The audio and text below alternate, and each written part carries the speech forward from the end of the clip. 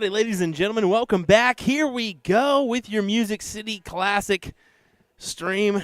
We've got a doozy of a matchup here, and it's going to be Lisa Tyler taking on the one, the only Paula Murphy here in this one. Did we go ahead and make an adjustment? It looks like we did. I'm going to have to scramble in order to get our – oh, nope, they're just not in yet. Okay. Whew. Whew. That almost threw me for a loop there, but I forgot. We're playing 301, ladies and gentlemen. How about that for our women's pro shoot today? This is your semifinals. I was surprised by that one, but due to the length of time that the match play took, yeah, this is where our starting point is for the evening with these two lovely ladies. We'll try to get some board sounds in to get a little thud-thud action.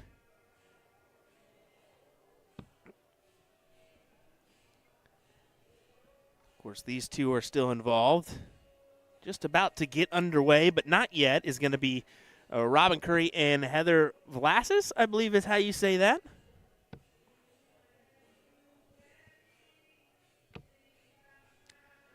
See, Paula does get in and adds a little scoring margin too. Oh, what was that? Oh, okay, somebody came in to, I think it was Heather, that came over to say good luck in the middle of the match.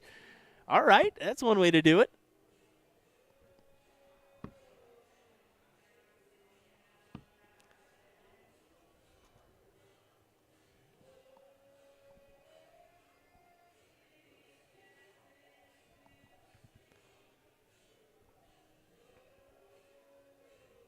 Still struggling to get in is Lisa.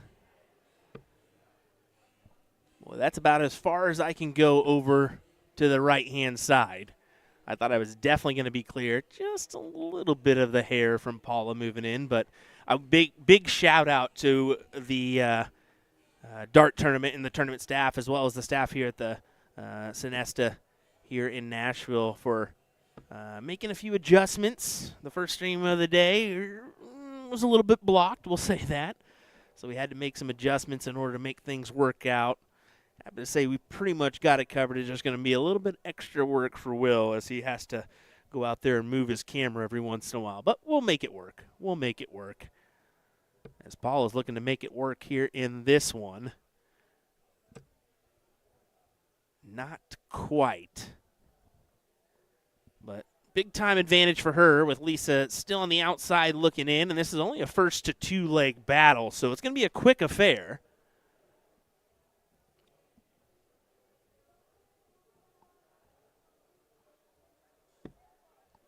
As hello, happy Friday to you. Appreciate you joining us for a coverage. There's a madhouse in, but it's an in for Lisa. Jared Cook says, I'm 30 minutes from Nashville. Well, where you at? Come on down. Come enjoy the action. Come play some darts, as they say. Carlos saying, stand up if you love the darts. Yeah, indeed. I hope you're all standing at home. All right, reality check. I know you're not. I know you're not. Well, why would you deviate? I guess she loves the tops. I figured 215's incoming for 36, but a little switcheroozy, going for double top instead. Can't blame her. If that's your out, that's your out. Reagan, hello. Thanks for joining us, girl. Hope you're doing well. It's great to finally meet you in person. Well, I've been doing this for like 5 years now, and just now saying hello and shaking the hand. All right, double 10 it is as Paula shifts on over. I did not check this, so, oh, okay, we're good. Whew. As she pins it with her second dart to grab the leg.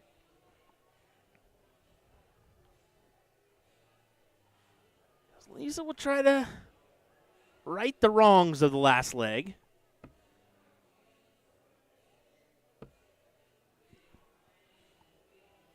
Let me check that other matchup.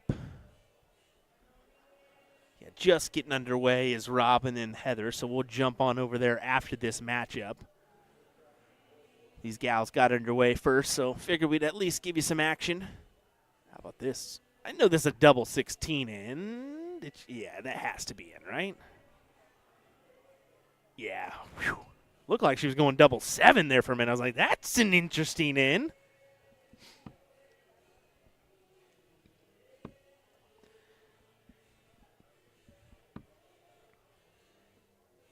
But we're both in first round in. Well, second round in for Lisa. My apologies. The men's pro shoot, or I can't say men's, I should say open pro shoot, because women are perfectly allowed to play. They just got to choose if they want to play the women's or the men's event, or the, I did it again, the women's or the open event. My apologies. Gosh dang it. The open event, I keep doing it. I apologize. The open event, $1,000 for first. $500 up for grabs for these ladies for first place here. Not bad. I assume half the competition maybe. I'm not sure on those numbers. I haven't looked. I will do so and kind of give you those when we can. But no matter what, we will have a new winner this year as Liz Tynan pulled off the victory over Trish Grezik last year. Liz already out of this event, and Trish did not show up this year. We're looking at a 1-8. Oh, that'll work. That's fine. A 1.56. How about that? How often do you see a 1.56? No doubles involved. Leaves the 90 checkout. So the first to get that finish opportunity is Lisa Tyler. Lisa of California. A good trek to get here to Nashville, Tennessee. No doubt about that. For Paula, of course, Orlando area of Florida. She's got a busy 6 weeks ahead as well. She's on the 6-weekend stretch just like me. She's going to swap out the back end. I'm Chicago and Shark Tank. After this potential 90 finish from Lisa Tyler. Oh, darn. She's going to swap out, I think WADA's her last one instead of Shark Tank. And I believe she's got a Florida State event in the middle of that. But how about this? 114. 14 barely gets in. Tops for the match. Oh, my goodness. I thought that was in. You could triple take that and still think it's in. Even Lisa, look, she thought it was in as well. And nope, not yet. You got another opportunity, Lisa. Don't mess around with it. Collect here if you want to keep yourself in this event. 17. Okay. Is that 18 remaining? Double 9.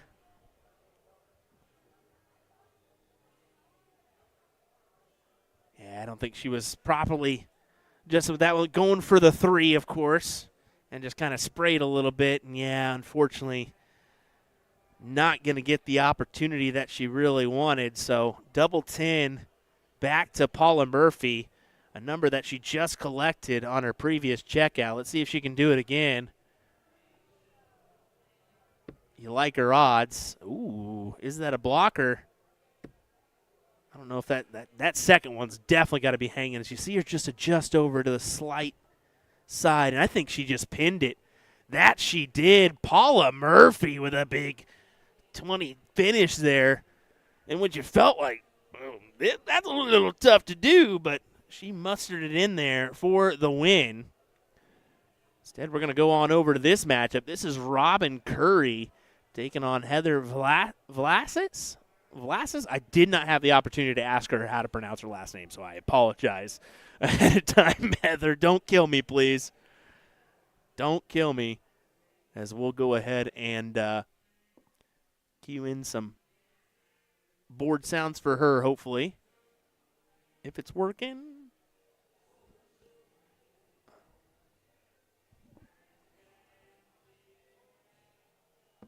Yeah, not bad. All righty. You can see no score on the board quite yet for these ladies, so who's going to be the one to grab the first first check out.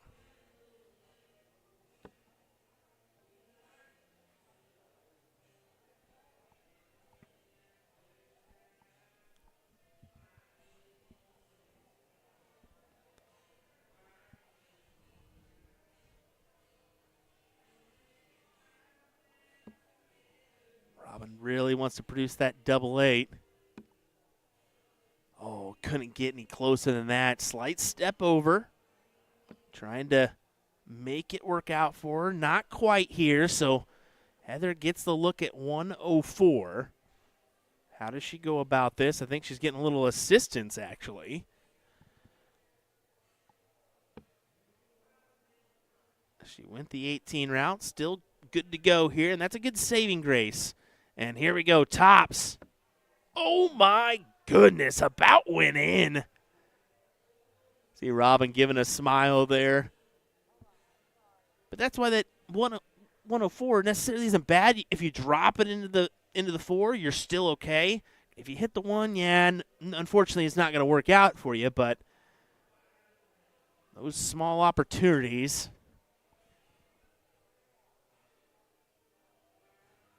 Got to think, okay, if I potentially miss, what does it leave me? What can I do with it? What's around the bed? I think those little checkout ways from Alex Spellman are really helpful if you can grasp that or intake that content he gives you about checkouts. It really can benefit you. Tops for Heather. Well off the target, but finds it with the second.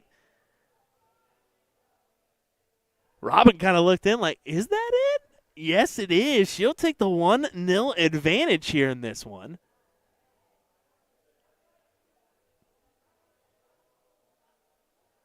Just to hold the throw, so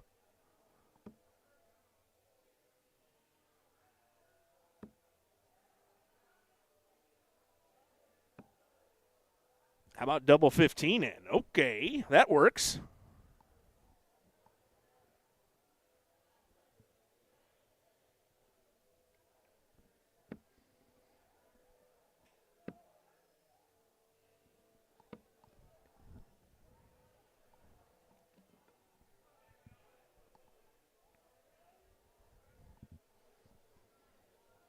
Whatever you can do to get yourself in here, that's what you need to plan on. I don't care if it's a double 1. If it works, right? Your 1 can be tricky. Yeah, they're smiling the whole way through. Look at that. Just up there having a great time and misses and still doesn't care. She's like, well, all right, we're still having fun.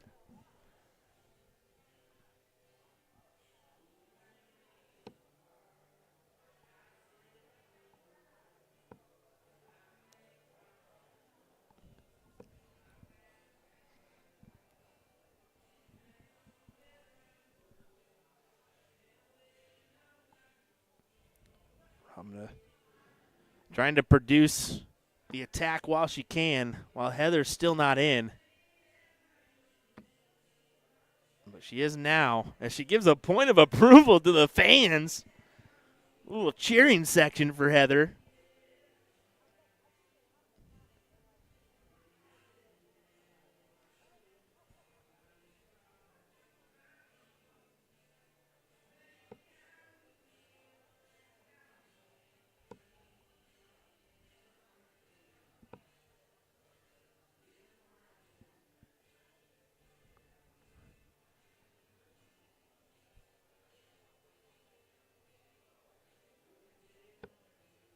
Champagne finish for Curry.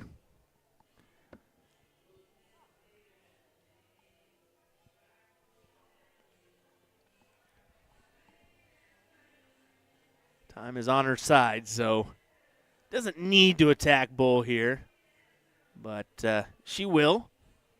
It is a single 19. 113 remaining. Yeah, there you go.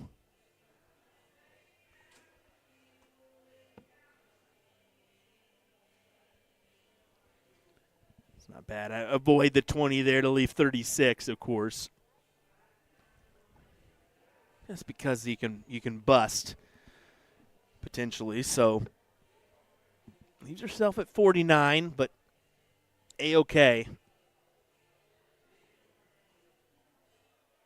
Promising right now to make this 1-1 and force the deciding leg.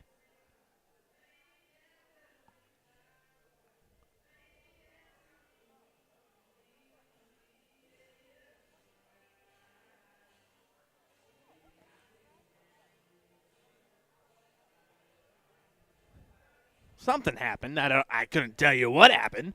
I thought there was a score discrepancy or something there. Looks like have we figured it out? Oh, she was going 9 there for tops. Now she's got to scramble. So 35 remaining. 3 for double 16.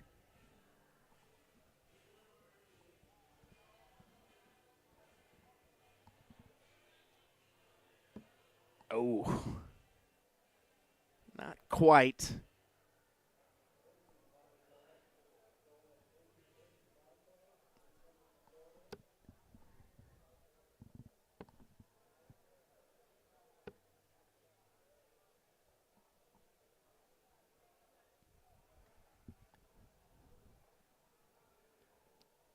Back to Robin. Once this done and dusted, yeah, 164 is a tough leave, but it is a leave. And there you go. Somehow or another. Is that in? Yes, it is. Somehow or another, it looked like it was inside, but the length of that dart, kind of deceiving.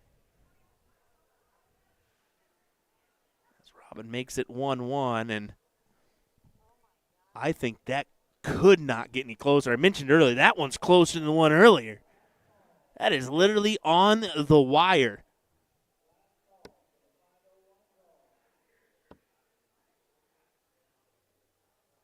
Unless it went in. Was it in? It was in. Oh, my. Deceived. The black point got me there. I figured it was out. But you can just see the indentation that it is in. Oh, my. Got away with one there. I think she thought it was outside as well, as she had to kind of creep in to make sure that she was good to go. Both competitors in first round. Now things get a little interesting.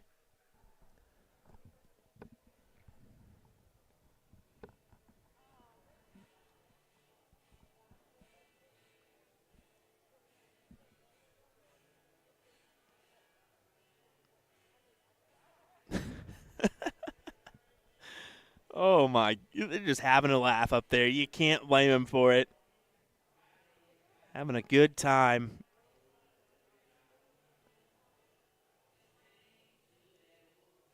Just taking a look here. Yeah, starting the 128 stages of the pro shoot on the open side. Looks like we're almost complete with the top 64, so a little update on that one. As it is a longer format for that pro shoot.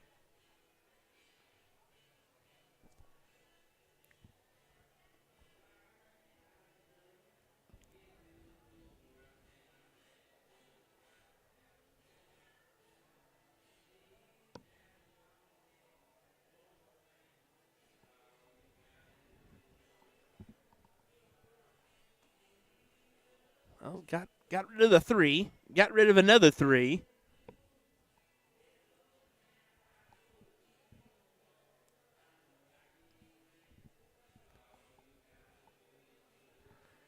Not quite how she wanted it. Ideal, you leave a check out there. Instead, it's a master out opportunity, and that's not going to work here in this one. So Heather steals the slight advantage, and it's slight.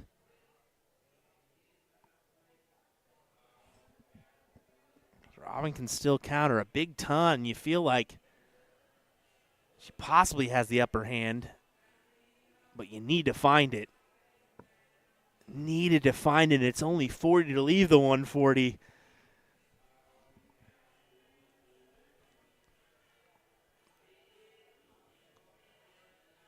$117 for Heather. Yeah, not the best starting point. Unintentional, of course.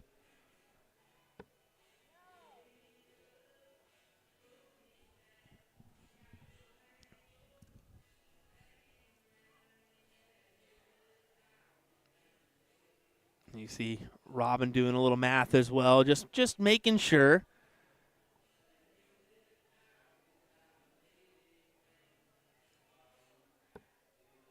I don't know much about Heather, admittedly, so I can't say maybe if she's still learning the game as a newer player, maybe she's been around for. I couldn't tell you. So I was wanting that opportunity, but the other board started so quick I didn't get the opportunity to talk with her. So my apologies on that. Looking 19s here on this one. 57, double eight. And she gets it. Oh, my goodness. Heather gets the job done. Wow. Big time hit from Heather. She's going to make a final here in this one. Oh, my goodness. How about that, folks? Let's hear it for her. Alrighty, here's what's going to happen. We're going to go ahead and make an adjustment up there on the. We got to kind of move some things around. So what we're going to go ahead and do is throw some ads up.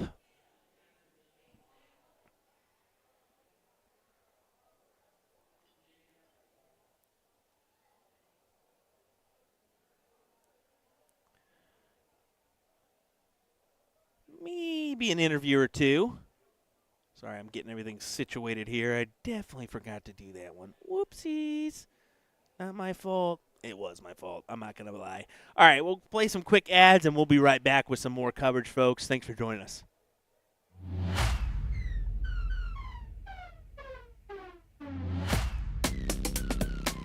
Darts weights generally vary from 20 to 30 grams. From sort of 20 to 23 grams is the more professional advanced route, and that is generally because it's a smaller dart, there's less surface area, so it gives you that option to be a lot more accurate.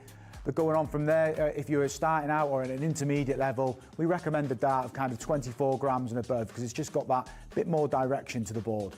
We're going to talk about grips on darts now, and there are lots of different options for players out there. Particularly when you're starting out, I think it's key an aggressive grip just to help you get settled with your style as you're beginning in the sport. We're going to look at the different styles of grip. I've used this dart as an example here. I think this is a very common dart for a lot of players. It was one that sort of suited my style, not too aggressive and at quite a slim barrel. But it is personal preference. You've got to feel really comfortable where you hold it. If you're just starting out and you maybe feel like you need a bit more grip, there are these aggressive style darts out there. There's plenty of grip in the middle, but like I said, it's where you place your hands on the barrel and you've got to feel comfortable. What is the purpose of the Vertex stand? This product is made by Winmore, and they have solved 3 different problems. Number 1, when you don't want to permanently mount a dartboard. Number 2, when you can't drill into your walls. And number 3, when you want to travel with a dartboard. Not everyone wants a dartboard permanently mounted into a wall. Perhaps you just want to bust out the dartboard occasionally to entertain friends or family. The Vertex stand is perfect because you don't drill into the wall, you simply lean it against a flat surface. This is easily the most convenient product I've ever seen that you can set up or tear down super fast for portability. In minutes, you can have everything packed and ready to go with you for your next darts tournament or a friend's house or even camping. You can lean this bad boy up against a tree. On top of all of that, I love the idea of being able to easily travel with a dartboard. This thing is awesome. I was given it just to review, but believe me when I say it is not going back to A to Z Darts. They can try to pry it out of my hands.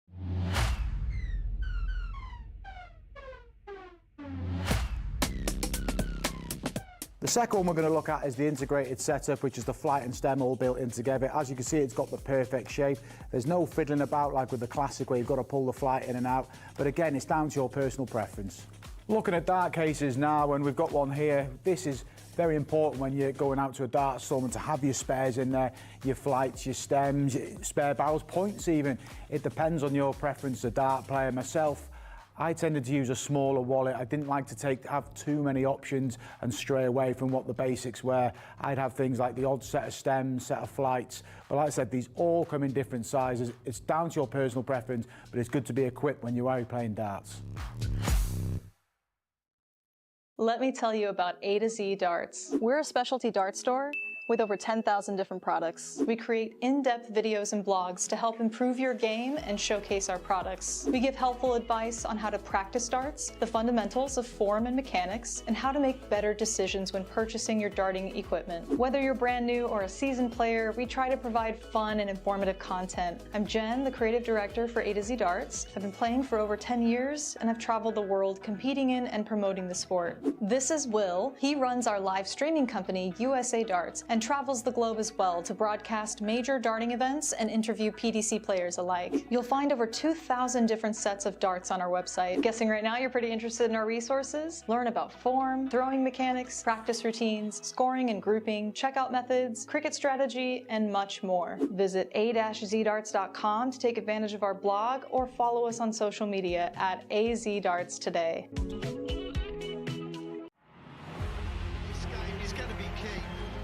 Tell by the way they're scoring, there may be nothing in it. One man misses, does the other man get? Yes! Double 12! That is the most amazing level of darts you will ever see in your life! I can't stop! 12, and the 9 Dart King lands another one! Double by Team Michael. Double 12 by Gerwin! Michael by Luke Humphries, the ascension is complete. Incredible stuff. The world #1 is world champion.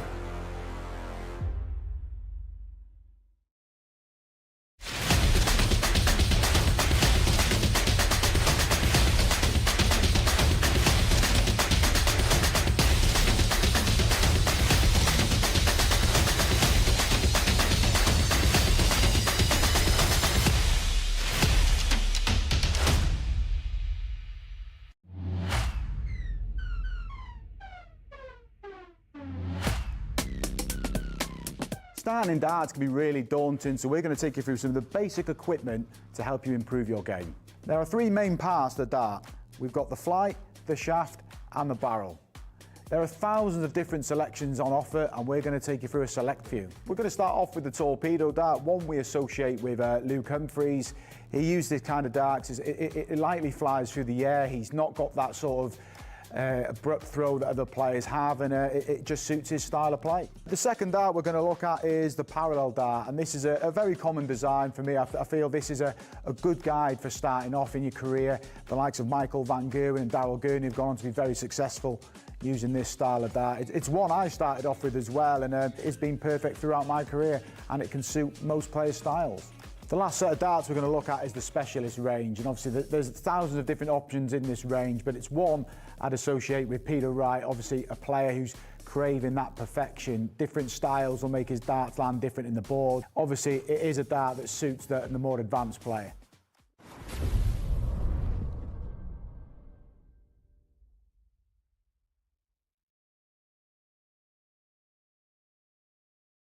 Discover your full potential when you shop our July Dart of the Month, the Cosmo David Cameron V2 darts, available in steel tip and soft tip with an unbeatable 15% off discount you can't miss. David Cameron is best known as the first ever 2022 World Seniors Darts Masters champion against the legendary Phil Taylor.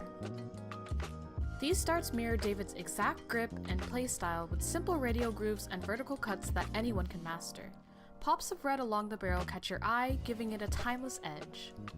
You can also get a chance to win your choice of Fit Flight David Cameron dart flights between the shape Rocket or Standard to pair with your new set of darts. How do you enter this month's raffle? Just purchase our July Dart of the Month special and you'll automatically get entered. The giveaway ends August 1st. Get your set today so David Cameron can look like this when you do.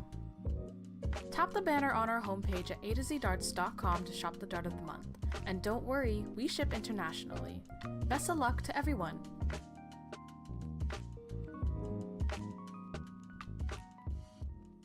Got a dartboard with shabby segments and worn out sisal? Don't buy that brand new dartboard just yet. There's a much better solution. Knowing how and when to rotate your dartboard is an underrated practice many players neglect. Why rotate your dartboard? Although sisal is self-healing, you can't prevent the damage that occurs over time with high traffic segments like the treble 20. By rotating your dartboard, you can replace the 20 segment with a different segment that sees a lot less dart action. The damage gets distributed throughout all the segments, making your board last much longer. Decide how to rotate your dartboard. Whether you go clockwise or counterclockwise, be sure to stick with one method of rotating your board for consistent results. If you rotate it clockwise one time and then counterclockwise the next, you may be going back to a previously damaged segment instead of a fresh one. Return your board accessories back to your board once you've rotated it, starting with the number ring, and you're done. Dartboards are a big investment, so it's important to take good care of them. Regularly rotating your dartboard will help ensure you are throwing at a fresher 20 segment and will help make your dartboard last longer. Hope you found this video helpful, and we'll see you next time. Can Gezi Price and the amazing Luke Humphries win this crisp $100 bill with these baby darts? Rules are, if he can hit a single red bull, I'll give him $100 for every red. You ready? Ready. I'm ready to go. Let's go. Gezi, you ready? Yes, go. Let's go.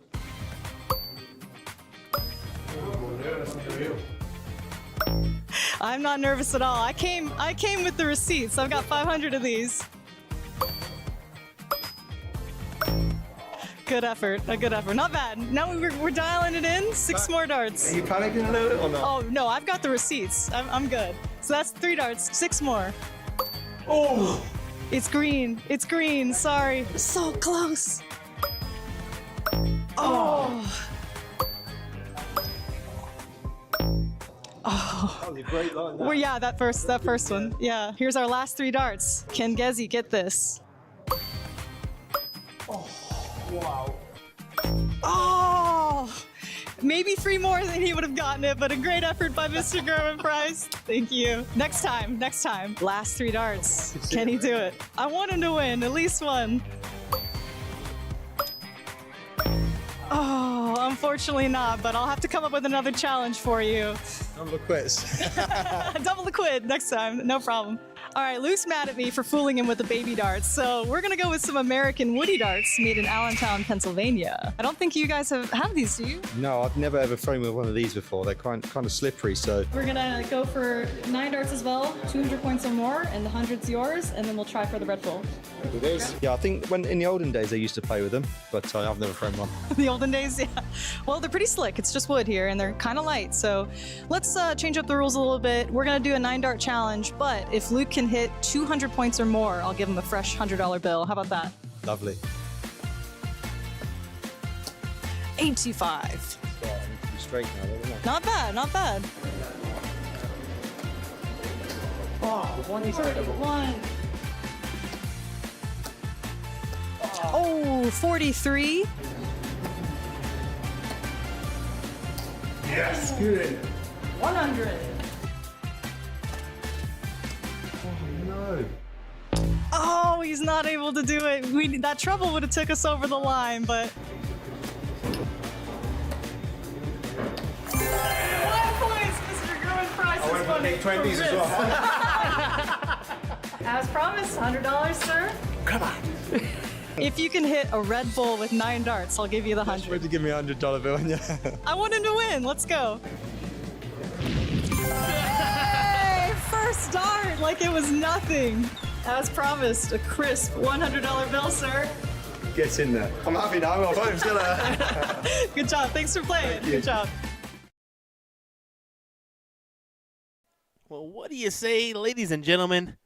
Let's get underway with our final here in the women's 301 event here at the Music City Classic. Should be a good one.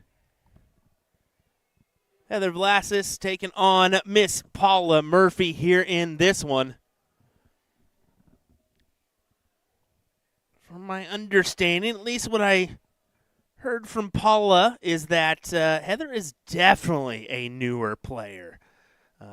Hasn't been involved in the game for very long, so I think this is her first big tournament is what I'm hearing. So no wonder the little excitement there in that previous matchup taken on Robin. You can probably assume why with her first big event, and she's making a final in that. That's pretty cool.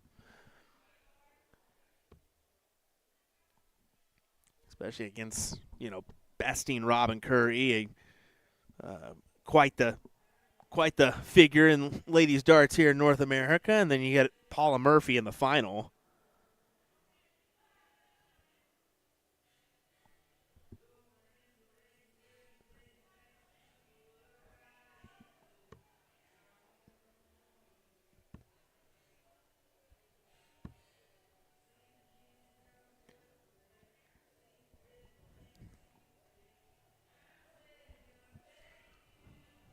I'm putting a lot of faith in Heather because I didn't give her any instructions on where to properly go on the stage without blocking. So if we do get blocked, that's my fault. I'll just go ahead and say it. But so far, so good. Paula's pretty good about standing up and saying, hey, you might want to do this instead. She's a savvy veteran, but a savvy veteran still left a bogey. Womp, womp, womp, womp.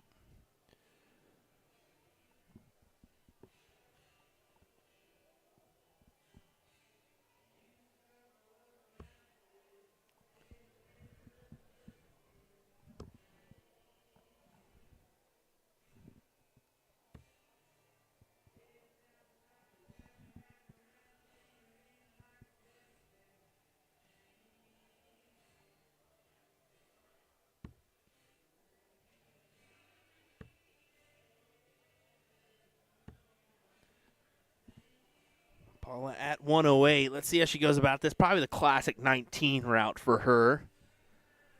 That's usually her preferred scoring wedge, so I figure the same here for this one. Needs to find the triple. I'm almost confident that is not in. There's no way that is sitting like that and in the triple bed. Just not possible, right? It is 70 remaining. So, yeah, I figured trip 18 or trip 10 is going to be her answer there to that setup. Back over to Heather. Outside looking in, so just trying to put as much as she can on the board here.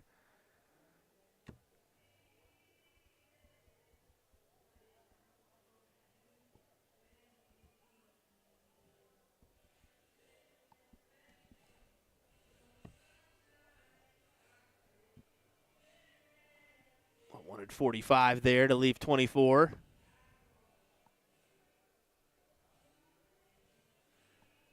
Instead, not a checkout. 26 leaves her at 43.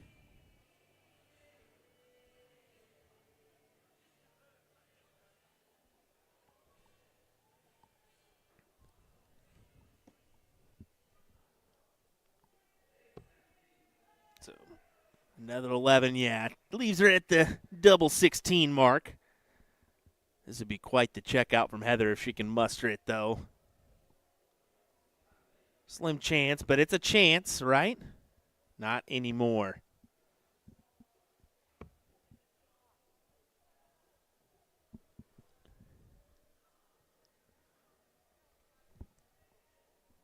So Paula searching for that double 16.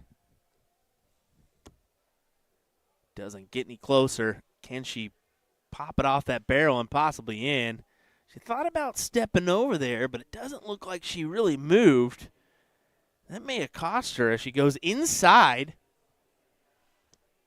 leaving the double 8. Now, as you can see, we did take the jump up here in this format. It'll be a first to 3-leg format. That is 38. As Heather's actually going in to put the score in Dart Connect.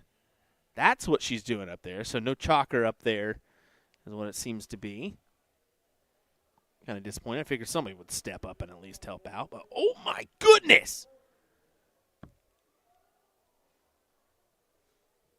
Was that right? It was. She was going double 15. I thought she was going double 10 there. I was like, I don't think that math is right. She's going double 15.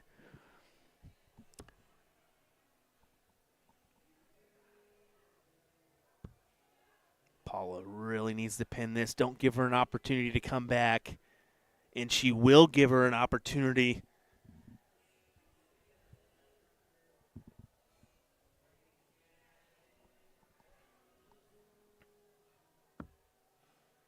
And this time she pins the double 15 first. Oh, that is unfortunate. Right when you don't want it, you pin it.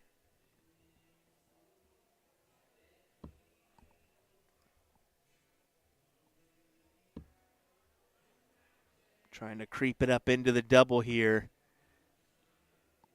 And I don't think she did. Yeah, that's underneath as well. And right back to Heather. Who's going to be the first one to get the leg on the board here, ladies?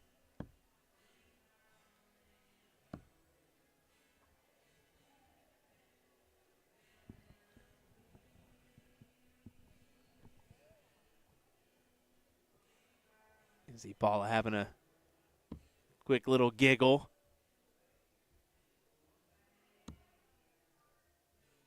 She thought that one was in. Not quite. Take a step back there. She had a double check.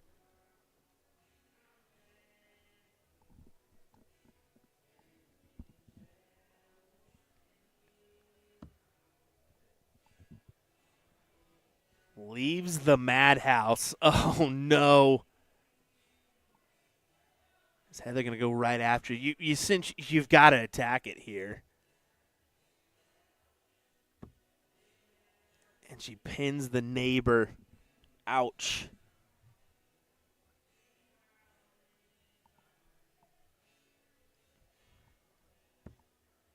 So again, some double trouble here in our final. As she ricochets it off that first dart and in. Paula Murphy gets the first one on the board. You knew eventually it was going to happen. Both had numerous opportunities to grab it, but not quite, as Heather will realize, yep, I got the start now. Step on up and take it.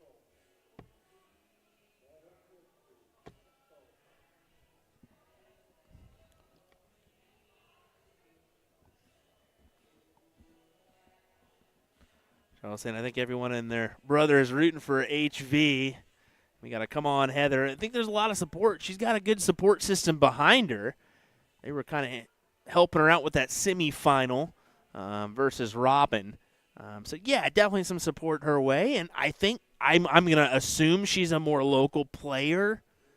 That's an assumption. I do not know. If you know in the chat, please help me out with that one. Again, I still haven't had the opportunity to talk with Heather. To find out some more information that usually helps me do my job, right? But I can gather from Paula that she is a newer player, so I was correct in that assumption.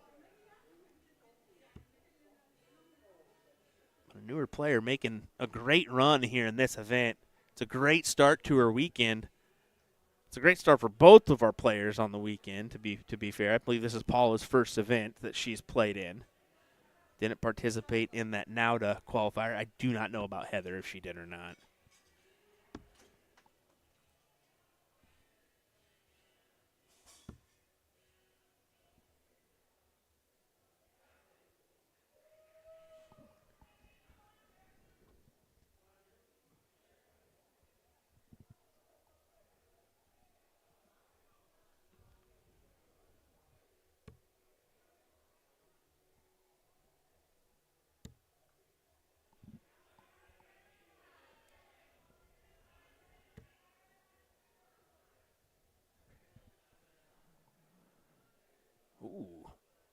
just 22, but 22 does leave a finish at 160.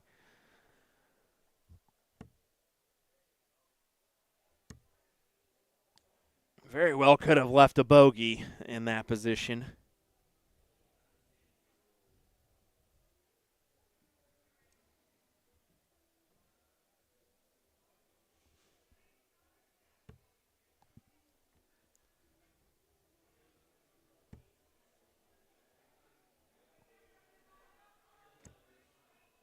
Ooh.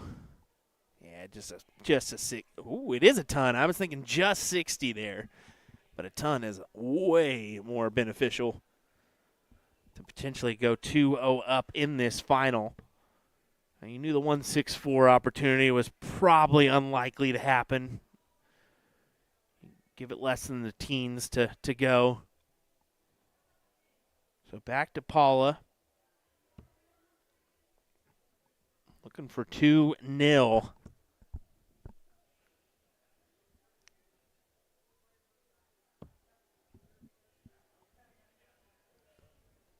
Not yet. You see the group there watching via the TV, supporting Heather.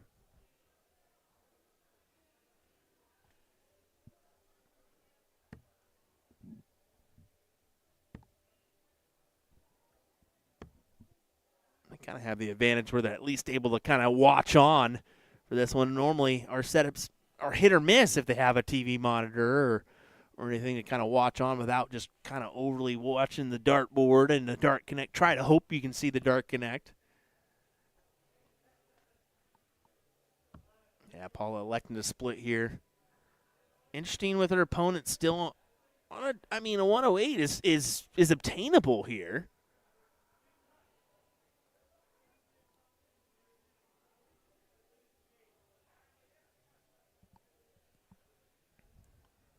We see the handy checkout from her in the semis.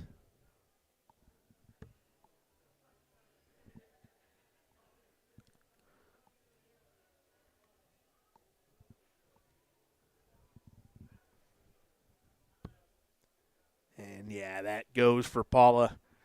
A 2-0 advantage here. And that was a break of throw for her, so she'll get the start in this leg to try to win this final.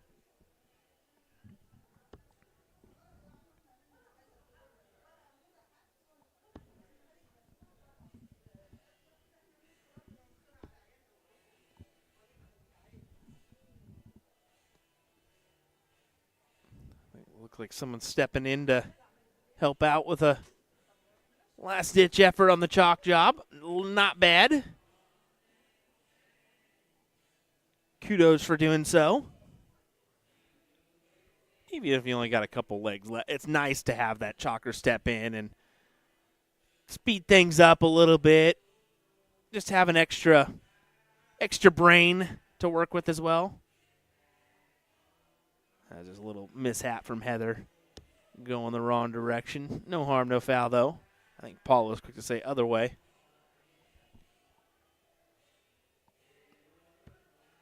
Yeah, all top 32 matches look to be in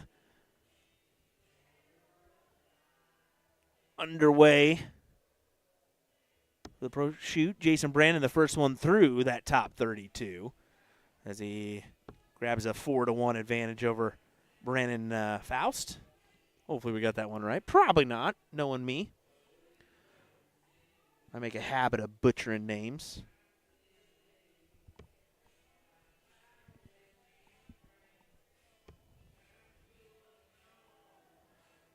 Just a standout number for you.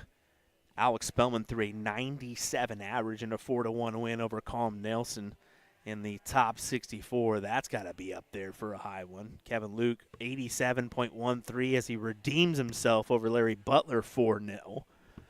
That's an interesting one. You play in the CDC match play final, and then you turn around and play him first round of the next event. That kind of stinks. But you get your chance at redemption, which he did grab, so keep it even on the weekend, right? That is a great round at the board for Paula Murphy. Leaves herself at 80, a solid ton. You can see Heather giving her respects to that one.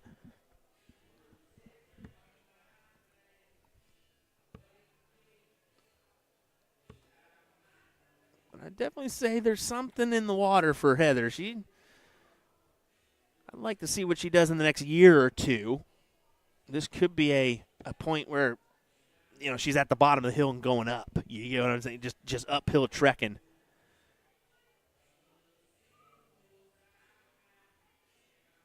How about this from Paula? Looking for double 8. Almost does it. Not quite, though, as she goes inside, leaving the double 4. And that's a number she's hit. Well, she hit in the previous leg, so she'll feel a little confident, and especially with Heather leaving the bogey. You got 3 clear darts at this one for the title. Let's see if she can do it. Paula Murphy, double 4 for the win. And another title. She grabs it. Paula Murphy, hesitant on whether she won or not. Yes, you did. Congrats to her. Congrats to Heather. I think Heather, as I said, I think she's got potential. I think here in the next year or two, it'll be really interesting to see where this game could take her, because a final in your first big event? Come on now. That's spectacular. All righty, folks. Well, I did have a great conversation with Jason Brandon and Alex Spellman. Let's go ahead and listen to those combos as we'll kind of get ready and situated for our next events here, as everybody will take a photo and what have you. I got some cameras to replace. We'll go ahead and do that, and we will be right back with more entertaining action from the Music City Classic here in just a moment's time, folks. Top 16 matches up next for your Open Pro Singles event. You don't want to go anywhere. William Stewart from USA Darts. We'll be right back. Right, here with Jason Brandon at the Music City Classic. Jason, how does it feel to win up there on that US Darts Masters stage, man? Man, I'm still in awe on that, man. It's still an unreal feeling. Like I said, I wanted to go up there and have some redemption for the first time, but to actually get up there and play as well as I did. And I know Bunning had a couple misses and everything, but, I played well on my throw. I knew when I had to break. I just didn't need to let him break back. And I did not want to go the 11th leg with him starting. Yeah. And when I started my last leg with a 180, I was like, okay, a little breathing. I can't let my foot off the gas, but I got a little breathing room here. So, but man, the atmosphere and everything, God, it was unreal. It was amazing up there, man. It gives you hope for the future of a potential another event, right? Or maybe even multiple events that'll come to North America, right? Yeah, I'm not sure yet. I've got an outside chance. I don't know how it's going to play out. I don't know what, because I think there's a couple new pros playing in Australia and New Zealand, but there's 2 more events, and if it holds out, I've got an outside chance at making the World Series of Darts Finals in Amsterdam in September. No clue for sure how that's going to work. Maybe it does, maybe it don't. I'll be ready if it does. I'll be ready for that call, but, I hope it does. But it'll be right after I go to Modus. It'd be like I would be coming back from Modus, have to turn around and go right back over there. So I might be better off just staying in London and flying from there. $600 flight from here versus a $40 flight from London makes a big difference. Some cheaper air options, that's for sure. But you spoke on Modus. How excited are you for that international pairs event with Alex? I can't wait for that. I cannot wait for that. I think we're gonna have fun. Hope we do a little better than we did in Maine this year, but we're playing in Florida later on, so a little warm up before that. So we'll see how it goes too. Exactly. Well, this weekend's kind of a big weekend for you. It's a WDF event, and right now on the current rankings, you're 10th in the main rankings, 9th in the race to Lakeside. That's a pretty big deal to go back there and try to mark your place again at that Lakeside stage. I want to do a little better than I did last time on that too. Assuming I can make it, I hope I make it back. But the next few weeks it's gonna be rough. I'm gonna miss some events. For WDF, I'm gonna miss WADA because we'll be over in England for Modus. Not going to DPFL. That's the 1 week I'm gonna have off in the next 7. So, but I got this weekend. We got the USA Classic. And that's 2. Yeah, there's two there, so that'll help. And then, of course, I'm going to Budapest for the Masters. So I've got that little bit, and then whatever, I think they've got a silver or maybe a gold singles there. I can't remember what it is on top of the Masters that week. They're doing a whole festival that week. So that'll help. I don't know exactly. No, it'll be before the cutoff. It'll be before the cutoff, so we'll see. Yeah. If I can place well, maybe I'll make my spot again. So. Well, I don't know if you know it, though, but there's actually 4 North Americans in the top 10 right now. Yeah. That's kind of special that's I don't know if that's ever happened. No, I don't think it has. Well, maybe you're way back in the day, but recently that's big. It was Soldier, Alex, me, Fathom. That's your top 10. That's your top 10. That was the top right there. 10 right you gotta there. think, I think you got But then Kevin I think Luke Cameron, and maybe Jeff Springer or David Cameron in there as well. I think Cameron was in the top 15 or 16 on top of that. And I know Springer was like 22 or 23 last time. I hadn't looked where Kevin was. I hadn't seen. But that's. I mean, we're getting better over here. You're dang right we are. I think that's exactly what that means. And hopefully we get some more opportunities thrown our way and stuff. So I'm looking forward to it. I can't wait. Definitely. Well, Jason, good luck this weekend. Thanks for chatting with us. We appreciate it. Anytime, man. Appreciate it. Alex Spellman, good to chat with you here at the Music City Classic. Yep. Pretty big weekend ahead for you with the WDF Silver event on Saturday. What do you think? Looking forward to it. Last weekend wasn't so great up in Pittsburgh. I almost put in hardly any warm-up time. I was just enjoying talking to people. I was just kind of burnt out at that point between the Chicago stuff.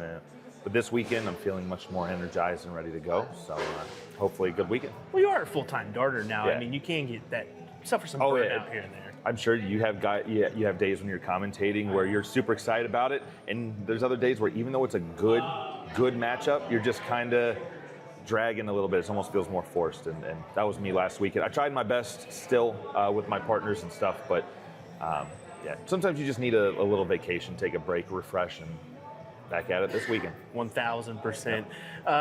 Currently, right now on the WDF side, you're sitting pretty good in the rankings for a position at Lakeside. I think you almost kind of locked it in. You excited for that? I don't really play for points. I just kind of let things happen. I've been up and down this year, and fortunately, I keep winning WDF events. I won't win the crickets. I'll actually not do so well in the crickets, and then I'll win at the O1. So. That's just kind of how the way it's played, which takes pressure off the rest of the season. Well, moving forward, tomorrow you've got a pretty big, or not tomorrow, but next week you've got a pretty big event on the ESPN side. You're a two-time champion there. Last year, the whole year was a struggle. Now I feel like my throw is actually, I don't want to say fixed because it's fixed. It's just not consistent. Even the match today or playing yesterday, there's lots of really good stuff. There's 2023 Spellman in there, and then there's some 2024 Spellman in there. So, but I'm trending more towards the positives. So, I haven't particularly enjoyed my soft tip this year, but that's one event. That's the one event I look forward to every year, and because things are trending positively, I kind of like my chances this year. Well, good stuff. Alex, thanks for chatting with us here at the Music City Classic. Good luck this weekend. Thank you.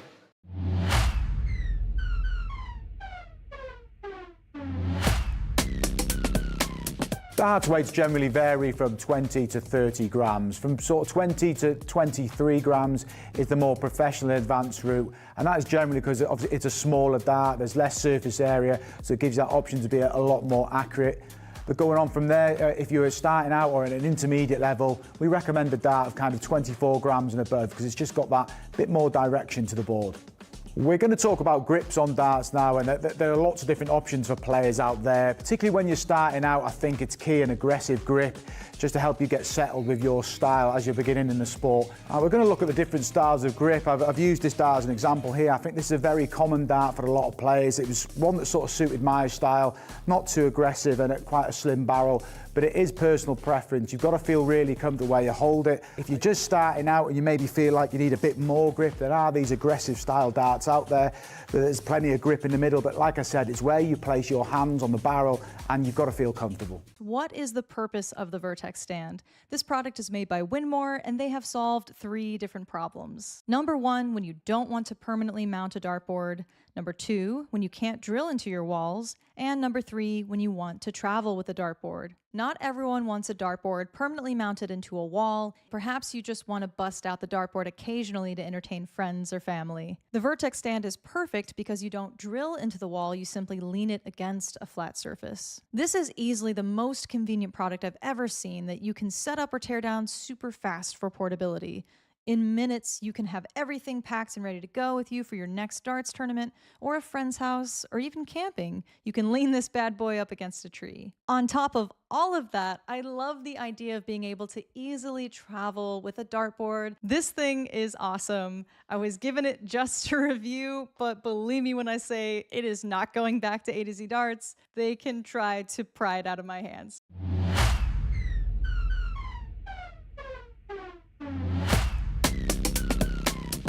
The second one we're going to look at is the integrated setup, which is the flight and stem all built in together. As you can see, it's got the perfect shape.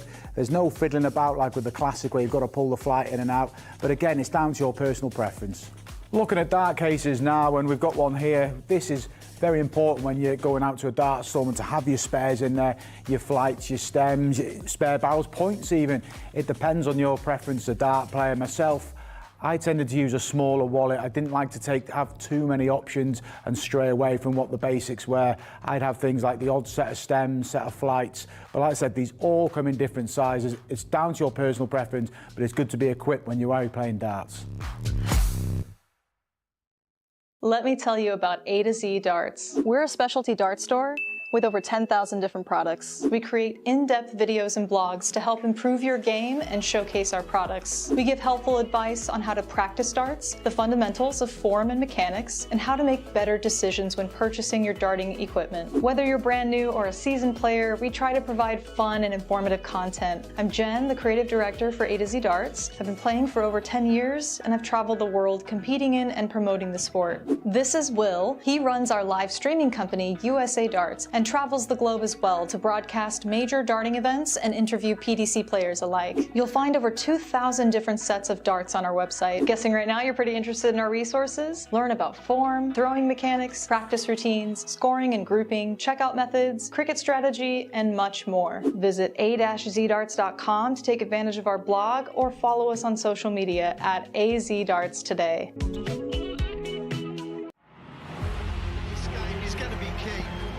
Tell by the way they're scoring, there may be nothing in it. One man misses, does the other man get? Yes! Double 12! That is the most amazing left dance you will ever see in your life! I can't state! Double 12, and the 9 Dart King lands another one! Covered by Team Michael. Double 12, back going!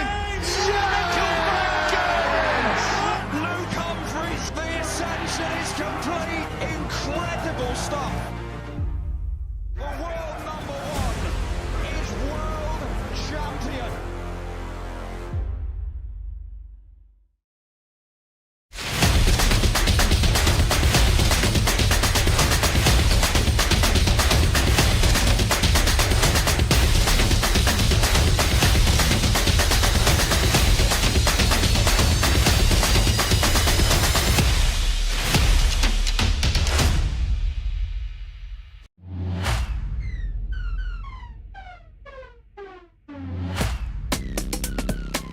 Starting in darts can be really daunting, so we're going to take you through some of the basic equipment to help you improve your game. There are three main parts to the dart. We've got the flight, the shaft, and the barrel. There are thousands of different selections on offer, and we're going to take you through a select few. We're going to start off with the torpedo dart, one we associate with Luke Humphries. He used this kind of dart because it lightly flies through the air. He's not got that sort of abrupt throw that other players have, and it just suits his style of play. The second dart we're going to look at is the parallel dart, and this is a very common design for me. I feel this is a good guide for starting off in your career. The likes of Michael Van Gerwen and Darrell Gurney have gone on to be very successful using this style of dart. It's one I started off with as well, and it's been perfect throughout my career, and it can suit most players' styles. The last set of darts we're going to look at is the specialist range, and obviously there's thousands of different options in this range, but it's one I'd associate with Peter Wright, obviously a player who's craving that perfection. Different styles will make his darts land different in the board. Obviously it is a dart that suits the more advanced player.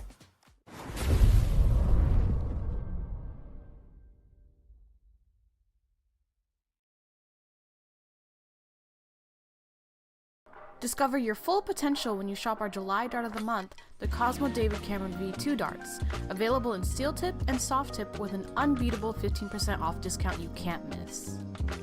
David Cameron is best known as the first ever 2022 World Seniors Darts Masters champion against the legendary Phil Taylor.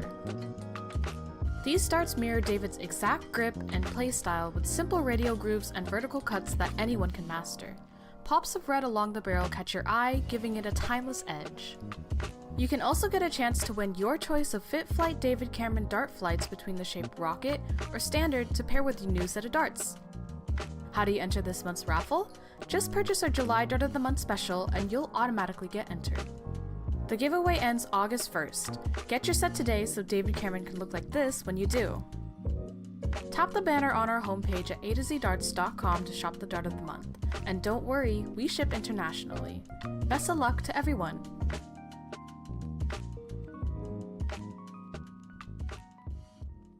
Got a dartboard with shabby segments and worn out sisal? Don't buy that brand new dartboard just yet. There's a much better solution. Knowing how and when to rotate your dartboard is an underrated practice many players neglect. Why rotate your dartboard? Although sisal is self-healing, you can't prevent the damage that occurs over time with high traffic segments like the treble 20. By rotating your dartboard, you can replace the 20 segment with a different segment that sees a lot less dart action. The damage gets distributed throughout all the segments, making your board last much longer. Decide how to rotate your dartboard. Whether you go clockwise or counterclockwise, be sure to stick with one method of rotating your board for consistent results. If you rotate it clockwise one time and then counterclockwise the next, you may be going back to a previously damaged segment instead of a fresh one. Return your board accessories back to your board once you've rotated it, starting with the number ring, and you're done. Dartboards are a big investment, so it's important to take good care of them. Regularly rotating your dartboard will help ensure you are throwing at a fresher 20 segment and will help make your dartboard last longer. Hope you found this video helpful, and we'll see you next time. Can Gezi Price and the amazing Luke Humphries win this crisp $100 bill with these baby darts? Rules are, if he can hit a single red bull, I'll give him $100 for every red. You ready? Ready. I'm ready to go. Let's go. Gezi, you ready? Yes, go. Let's go.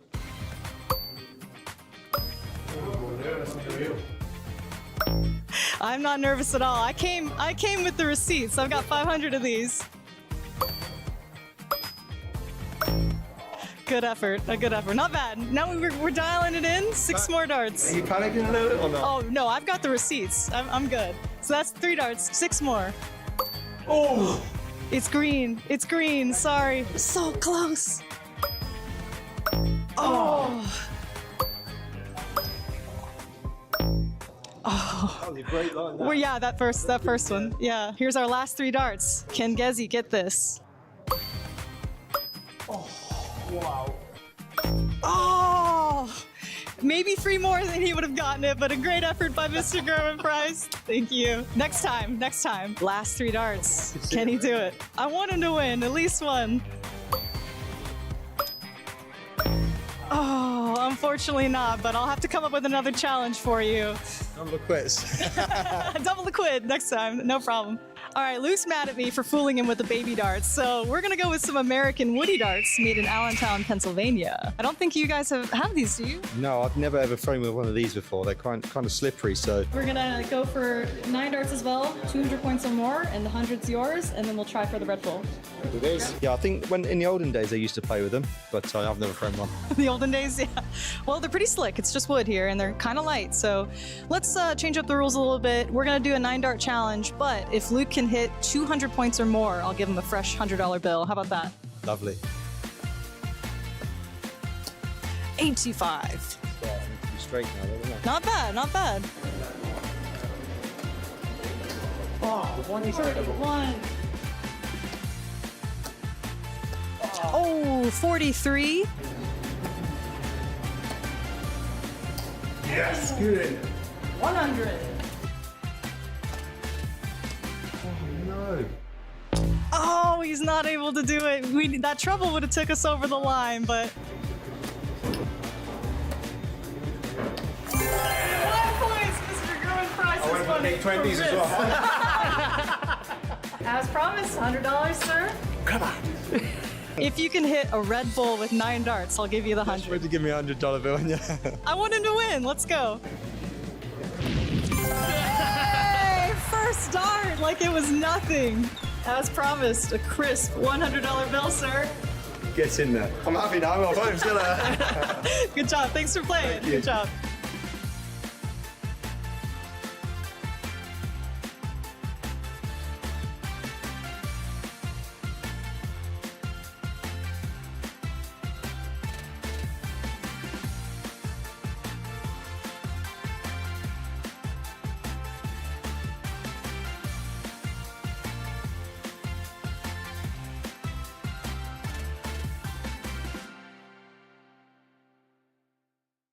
Right, here with Jason Brandon at the Music City Classic. Jason, how does it feel to win up there on that U.S. Darts Masters stage, man? Man, I'm still in awe on that, man. It's still an unreal feeling.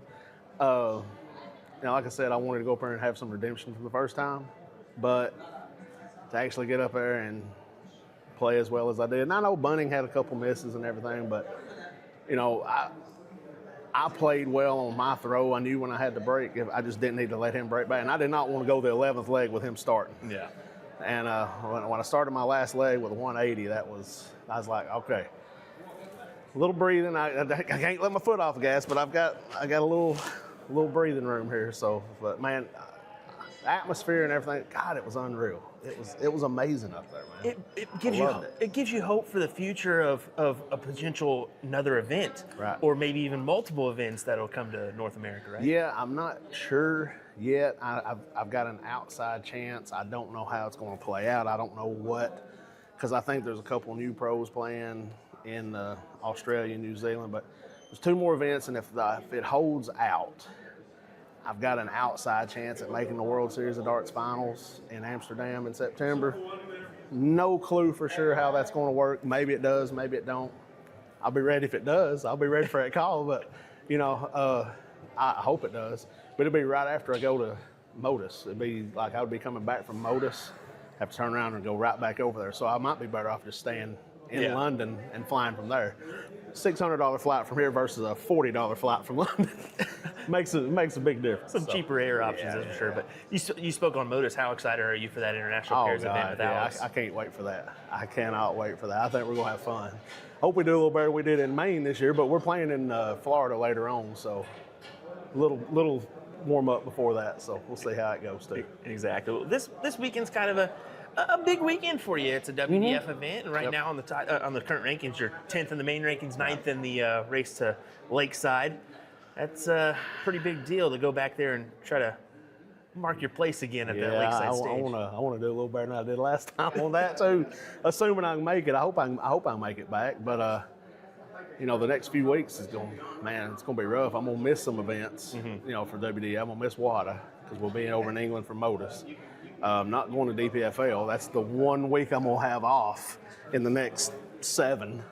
So, but I got this weekend. You know, we got the USA Classic. And that's 2. Yeah, there's 2 there, so that'll help. And then, of course, I'm going to Budapest for the Masters. So I've got that little bit, and then whatever, I think they've got a silver or maybe a gold singles there. I can't remember what it is on top of the Masters that week. They're doing a whole festival that week.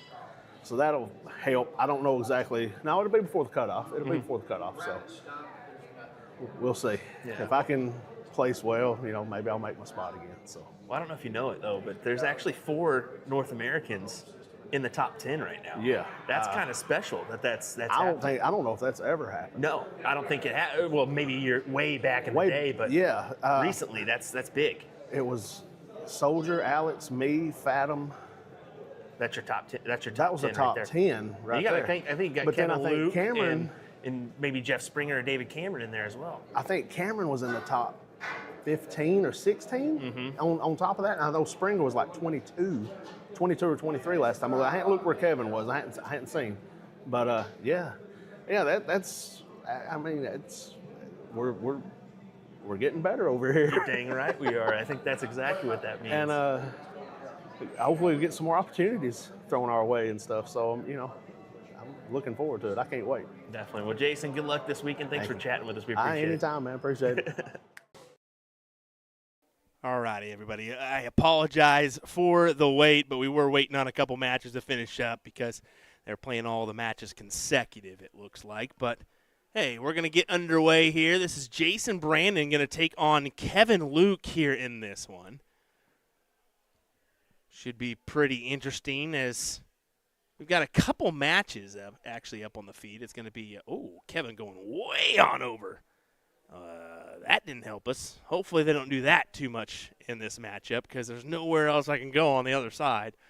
3 boards is definitely a difficult task with 4 cameras, let me tell you that, folks. But nonetheless, we're ready to get underway here with this one as Jason Brandon takes on Kevin Luke. In the top 16. First to 4-leg battle here. To see who will make their way into the quarterfinals, the top 8.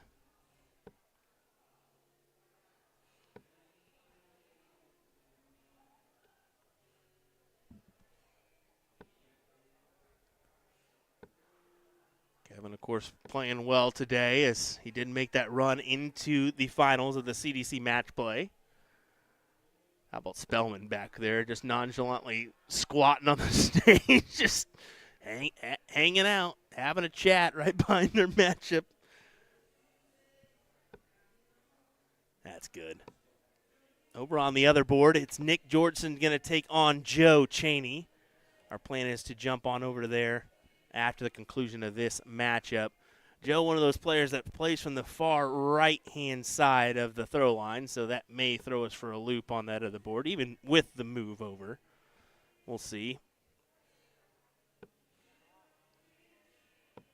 Either way, we're in for a fun weekend of camera angles. Music City, especially being the one-man band. Tomorrow we will have Ryan Mooneyham join us in the afternoon, evening for our sessions there, and then on Sunday as well. But we've had a commitment tonight, so good 105 there to leave the little fish 130. We'll get the look here. Well, I can't say will get the look. Should it get a look, we'll find out. As hammers in a 1-3. What a 137 from Jason Brandon, and that is an unfortunate marker for Kevin. You can see him kind of work his way around. We're going to be blind here, heavy for this one. And move back over. Yeah, no telling what he just scored there. I'm sorry, everybody. Does it even matter? It does not. Jason Brandon collects there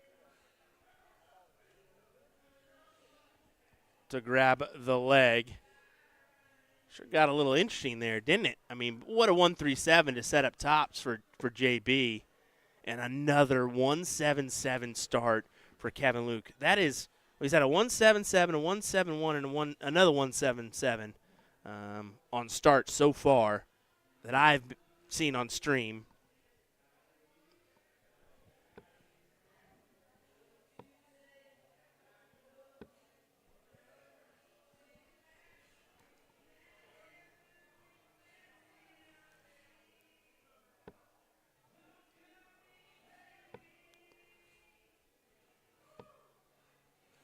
Jason quite liked the position of that dart.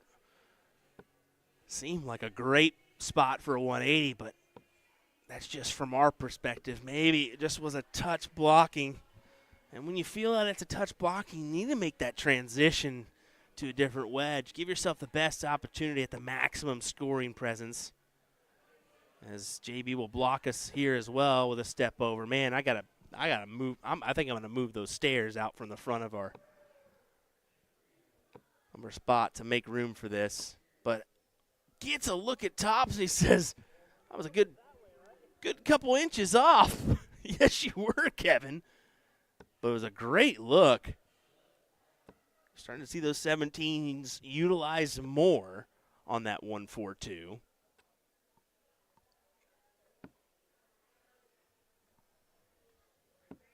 I am absolutely hating the step overs from these guys. Yeah, we're going to have to figure this out. The stairs are getting moved. You guys can come on the outside of the stage from here on out. No ifs, ands, or buts about it. We can't have any more of those block shots. It's just simply not going to do. I mean, the other one's okay. You can do that. You can step over that way. No harm, no foul. 82 remaining for JB. And he's going to get the look here with Kevin not able to produce the double 10. Jason Brandon, you heard in the interview, says that was a different, that'll be coming out. But he prefers a 1-2-1 or an 82 finish. Won't get it to go here. But did leave himself a chance at the bull just in case. Yeah, that'll be a good short coming out with Jason Brandon as well as Alex Spellman. It's interesting to hear their take on a couple things and in a quick fashion. Not a lot of time to think about it. They needed to come up with the answers quick, so JB 13 for double 16 and gets it. 2-0 advantage for the man. And you can see Kevin not thrilled. Kind of throws his darts on the table knowing what coulda, shoulda, woulda happened. Did not. As JB has the two-leg spread.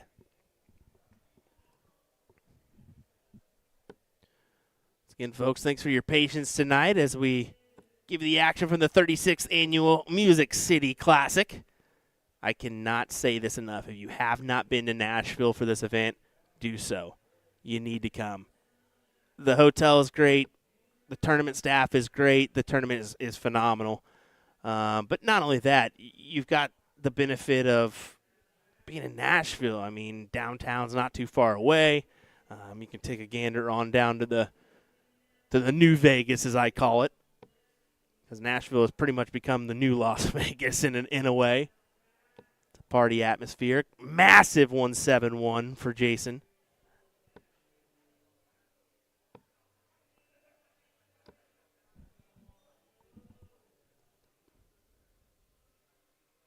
Oh, and double benefit, you got an American Idol participant cranking out some tunes in the foyer out there.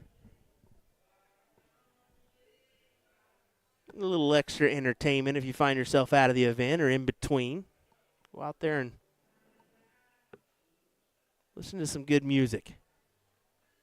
Kevin not really thrilled with that because he didn't produce a checkout opportunity, and he really needed to in that situation. Did he? I think that's a 95. Yeah, it is. I was thinking maybe he got away with one there if it wasn't a 95, but you still give the odds to Jason here, especially now with only 39 hit by Kevin. So, yeah, this should go for JB. 42. Yes, sir. Yes, sir. I said it should go. It will go. A 3-0 swing for JB.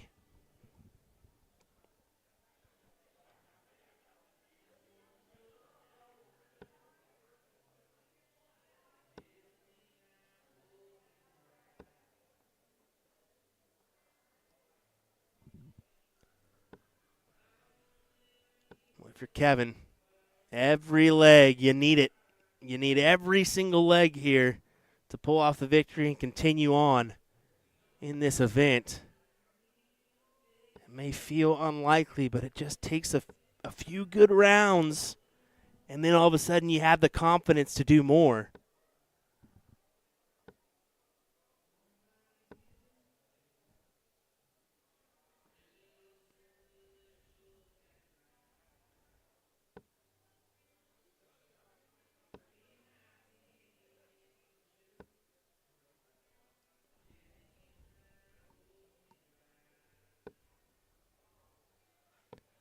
That's a crummy first start if I've ever seen one. It just doesn't give you a lot of opportunities.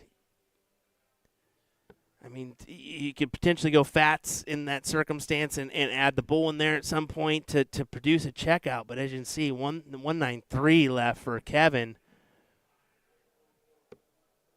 And great use of the bull for Jason Brandon.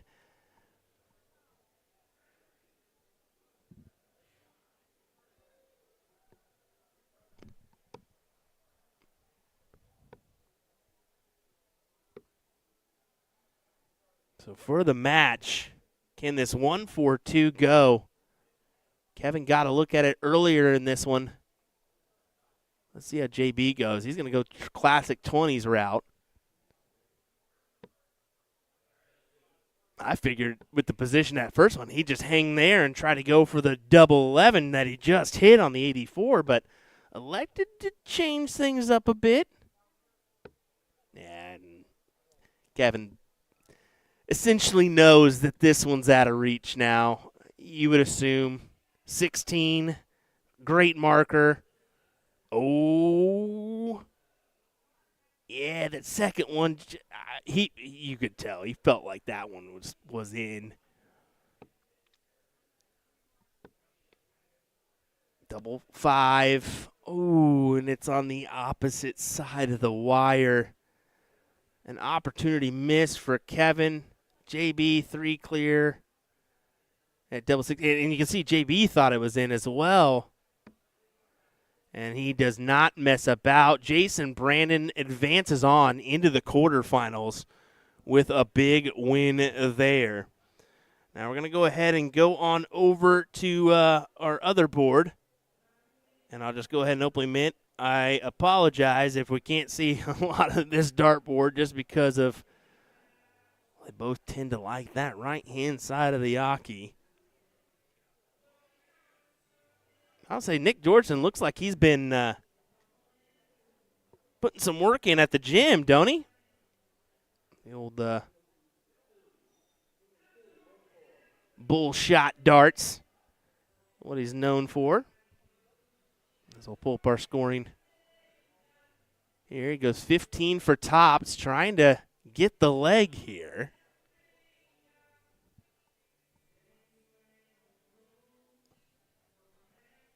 Yeah, just not satisfied with that one. Knows it could have been more.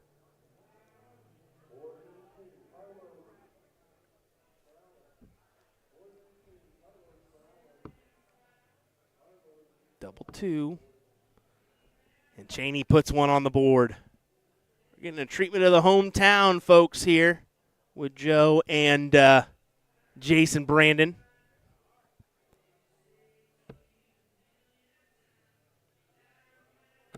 Granted, Jason's, I think, an hour, 30 minutes south of here is what he said. Cowan, Tennessee for him. In years past, he usually makes the trip home every night. I don't know if he's doing that again this year. I'll have to ask him, but just an effort to save a little cash, save a little money. Him and his daughter trek home.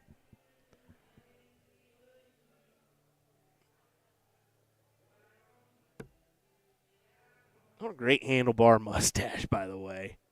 You really can't beat that. Boy, oh, Joe's doing some. He walked off the stage, around, and then back up. I wonder what he's doing here.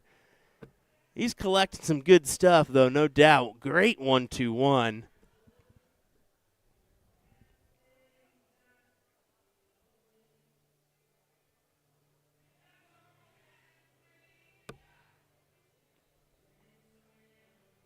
Yeah, really walking around. That's something I don't see from Cheney a lot, is the maneuvering around like that. At least I don't believe I've seen him do that in the past.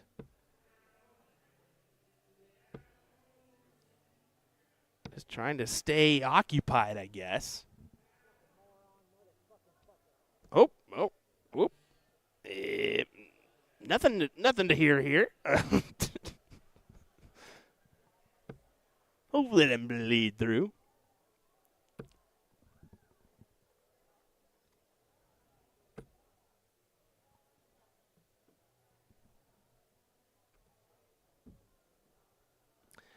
Austin Burns, yeah, I know that Joe's from Chattanooga, but they consider him their hometown folks because they're nearby. They're in the vicinity. So I think Chattanooga's a little bit further distance than Jason, but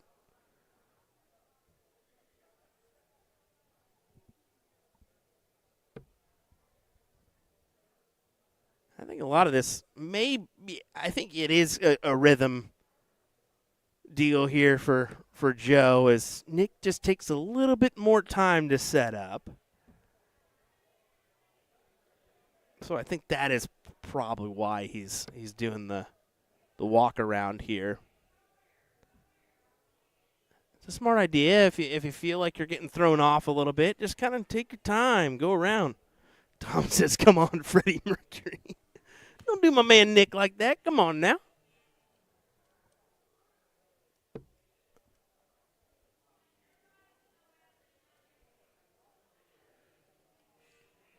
Yeah, doesn't really know the way to. Well, that we don't like that route.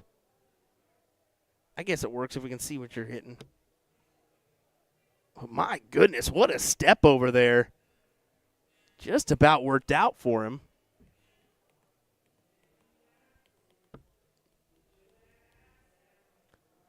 Over to double 10, collects 2-2 now. And a two-leg swing for Cheney. You see, maybe that step off the stage is helping his rhythm.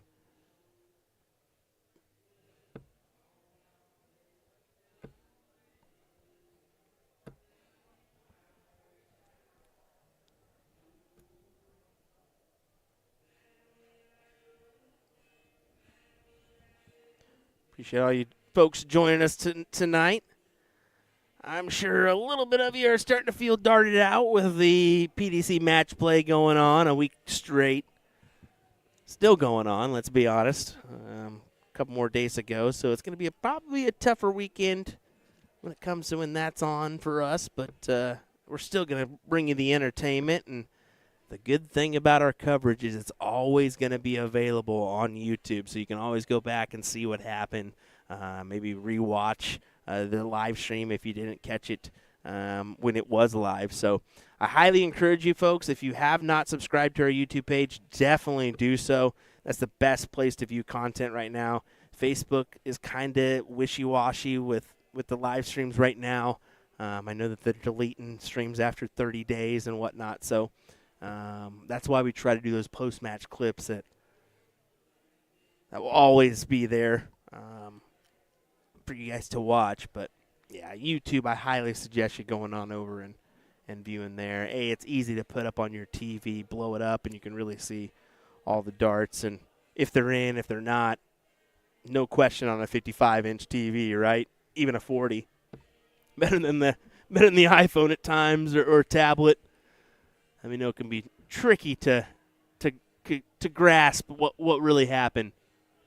Advantage for Joe Cheney.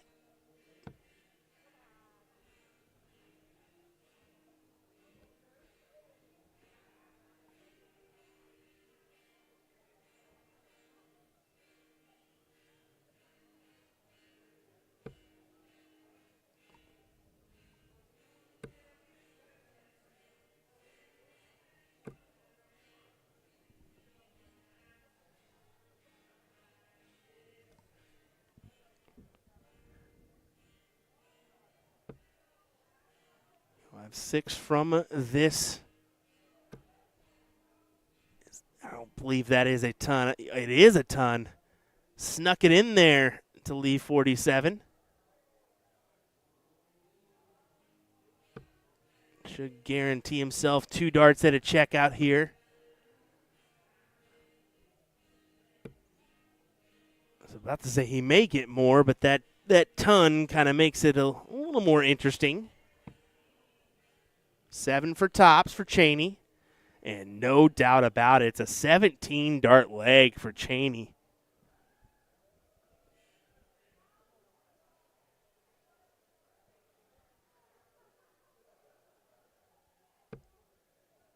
Something has clicked for the man.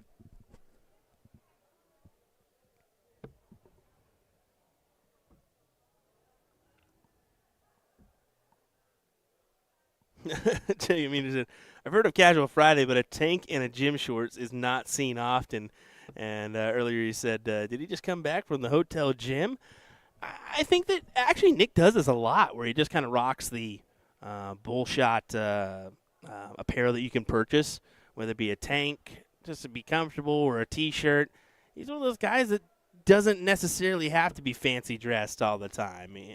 Yeah, he will. He has his Bullshot jersey and a couple other things that'll rock. But yeah, maybe Casual Friday. I think that Alex Spellman is one of those guys that does that a lot. He'll rock the T-shirt and hat combo on a Friday evening, or even for some soft tip. That's kind of his go-to.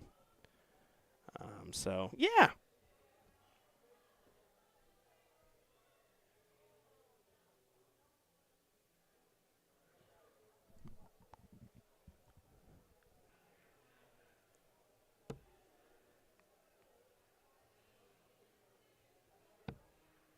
Nick's got to feel a little bit of pressure here. Unable to produce, only 58.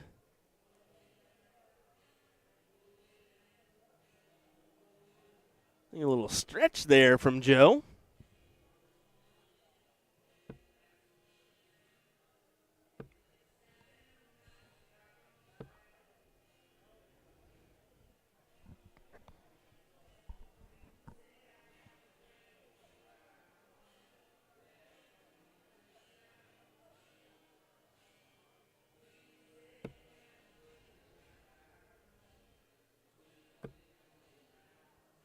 Needs one triple minimum. I think he gathered it there. No, he did not. Just the 60. Can't assume here in this one.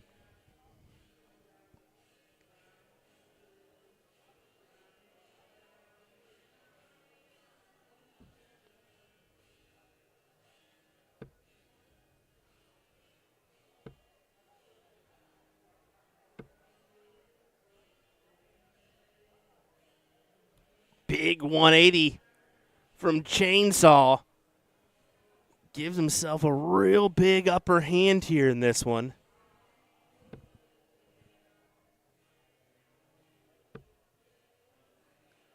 And that's just simply not going to work for Nick.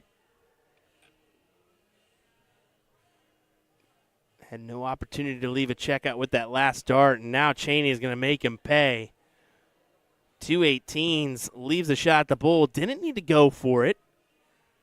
That's why you've seen him switch there, just to give himself the best odds of going into that last 8.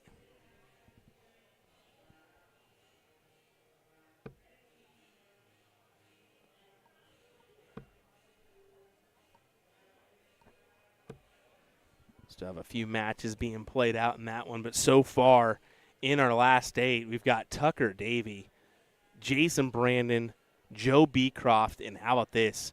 Dustin Holt, who went legs of 16, 11, 15, 18 for a 100.20 to take his win over Jim Widmeyer. Wow, what a matchup. What a win for Dustin Holt as he books his place into the top 8. See Cheney take a walk.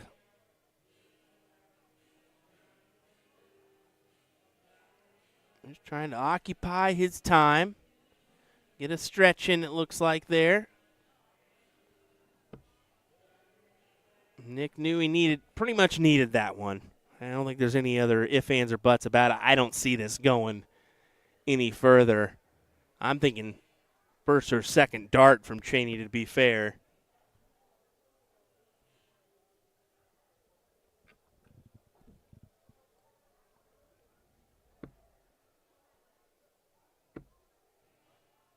Well, it's not first. It's not second. Won't be the third either. Wow.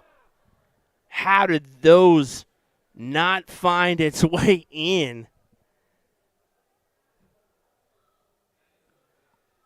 Wow. Back to Nick. Needs this to force a last leg decider. Double-double. He went for it. He definitely went for it.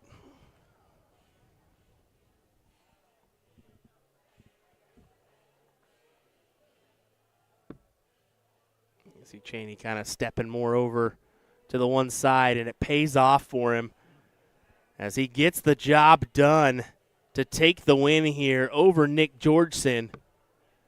Chucks his last dart. Knowing, all right, I'm continuing on in this bad boy. Yes, you are. And Nick's going to look on like, man, coulda, shoulda, woulda. Coulda, shoulda, woulda, indeed. All right, still going on. We got Hazy Hicks, who's 1-1 against Tom Curtin. You got Joe Slilvan taking on Charles Goins, 1-1 there in the top 16. And you have some guy named Alex Spellman taking on Jeff Ball on board 23. Now, I will say our setup's a little difficult this year rather than in years past where maybe I could try to jump in and zoom in on a board, but we're pretty spread out with how things are. So it'll be a little bit difficult to kind of do some overlooking on other matches, but I'm going to see what I can do, maybe move the stairs and make it a few adjustments here in case we need try to figure something out, because I know that's not the best view for you guys having like the shoulder and whatnot in there. So it is just awfully difficult working with the 3 boards. In between the cameras there is a set of stairs. So I'm going to try to remove that if I can. We do still have 2 other stairs that they can use, but we'll figure it out. First night, some changes to be made, but hey, that sometimes is the case, okay? All righty, we'll be right back, folks. Thanks for joining us. William Stewart, USA Darts. We'll throw in some background and music, and we'll be right back with some more action in just a moment's time.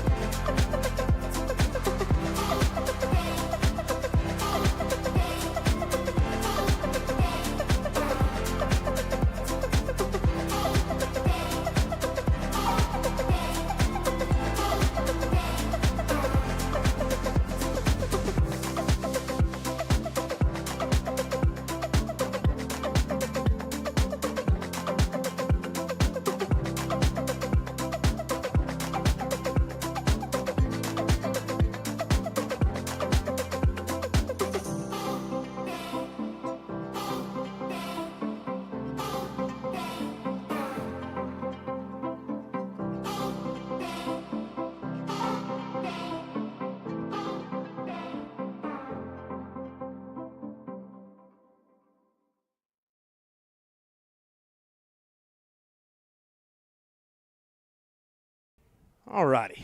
Adjustments have been made. We should be okay for the rest of the well, I'm not going to even say it. We should be all right for right now until we get somebody that steps way to the right or way to the left on us. But once again, hey, we are ready to rock here as we continue our coverage of the pro singles event here at the Music City Classic. William Stewart, I hope you're ready for an entertaining one. Dustin Holt takes on Tucker Davey here in this one. If you missed the previous matchup, Dustin Holt threw magnificent in his previous matchup. I talked about that just for a little bit in that match between Joe Chaney and Nick Georgeson. But, yeah, overall threw a 100.20 in a 4-0 victory over Captain America Jim Widmeyer. So really did quite the number there to average a ton. It wasn't no lollygag like first to 2. No, it's first to 4. So, that's a respectable average. Really respectable. I've never hit a ton average. That's for dang sure.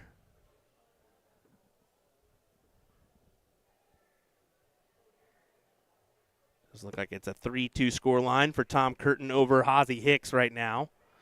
Joe Slovin 3-1 over Charles Goins in the top 16 as well. But on our other board, it'll be Alex Spellman versus Joe Chaney, as that'll be where we dive on over to after the conclusion of this one. But being that these guys were getting underway first, that's where we're going to go first. At least give you the maximum amount of darts that we can for the event. You have a blind draw going on as well in the background. That kind of just getting going.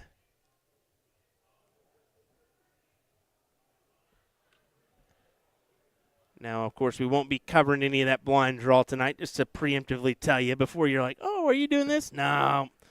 We'll catch some Z's and get ready for a busy weekend ahead. We will start our broadcast tomorrow with maybe the mixed triples semifinals. We'll see. That does start at 10 a.m. And then on the other events, it'll be men's doubles at 12:30. Women's singles, that WDF event starts at 1 o'clock. So that'll be our first events of the day.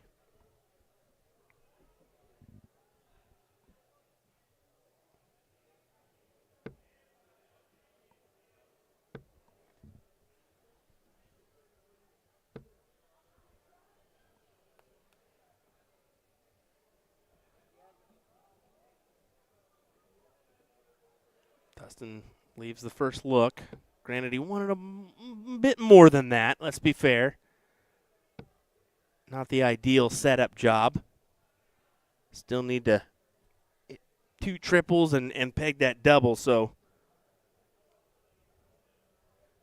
tougher than he wanted it to be, but achievable. Not anymore.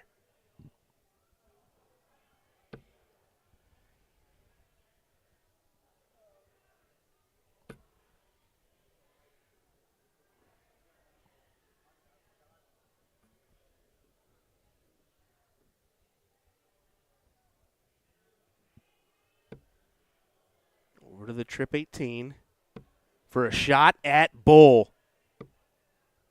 And nearly does it. Not this time, but close. As it'll be 82 remaining for Holt. Bullseye first dart. 25 leaves him 17. Holt's eyes are not the best, so he goes and takes a gander. It'll be that fat 17 to leave tops. And tops he gets. 1-0 advantage for the man from Illinois.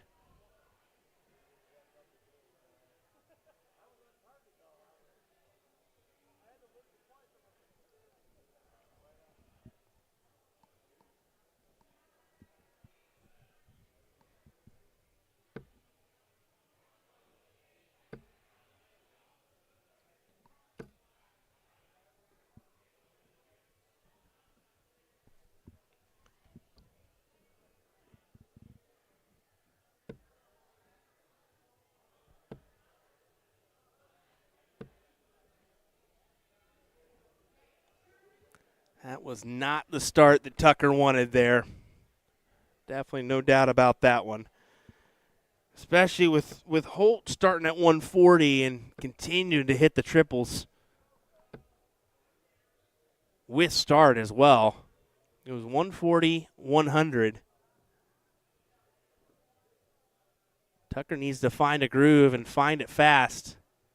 Only first to 4 legs, so really kind of a shorter format.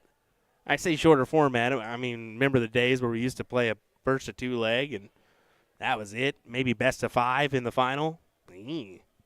Not for this one.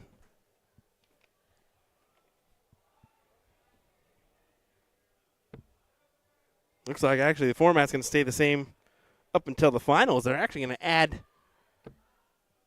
a leg in there for the final, so it'll be first to 5 legs on this pro shoot.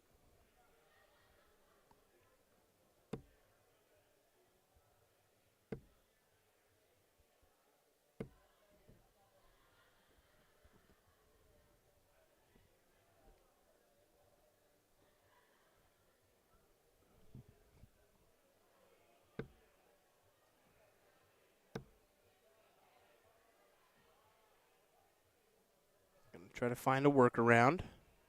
Yeah, stay over on that side. Don't creep on over to the block range. And it works out for him. His second 140 of the leg. So set up 61. We'll see if he goes 45 or 25 on his route. I'm guessing he'll probably go 25. I can't guarantee. I can't guarantee. Who knows with Dustin? He's actually thinking about it here. I don't think he really. He's been doing a great job. This used to be a struggle for him, but he's been doing a great job kind of making and working on this, and you can see there. Made the right decision. I believe that is, that's 29, 31, or 32. That'll work as he grabs the 61 checkout. Even Tucker was like, that threw him off for a second. It worked. It was a check.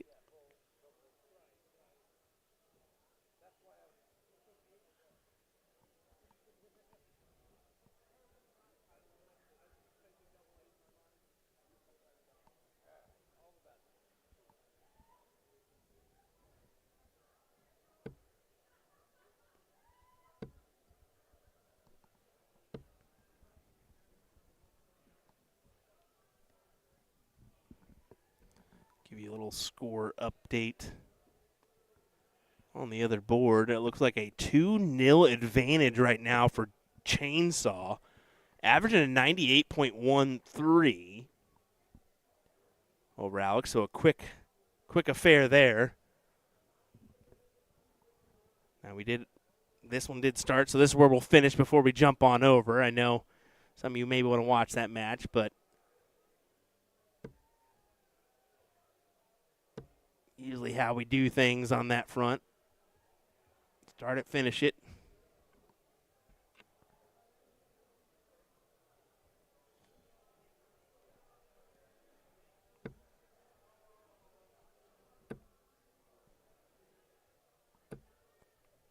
almost the big 180.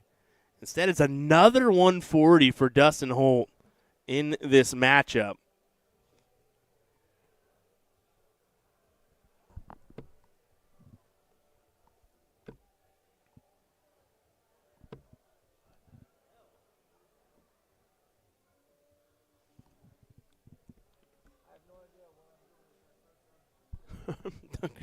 Because I have no idea where I'm going anymore. We've all been there, done that one, buddy. Well, how about that? Dustin doesn't start in the ideal position, but it works out for him anyway. Big 180. You knew it was just a matter of time before he collected on that.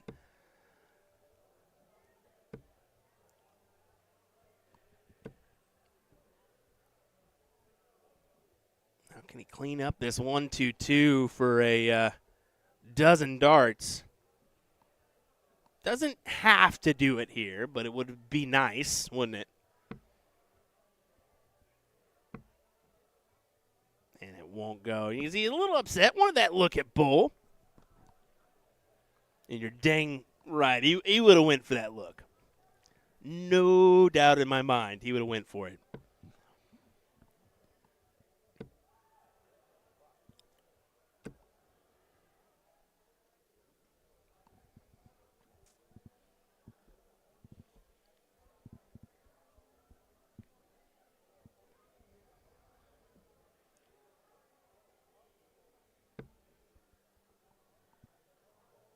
Double 4.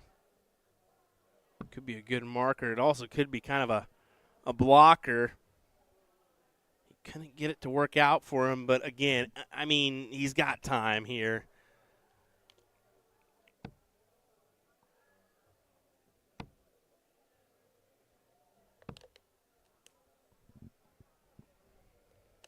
So double 2 for Holt.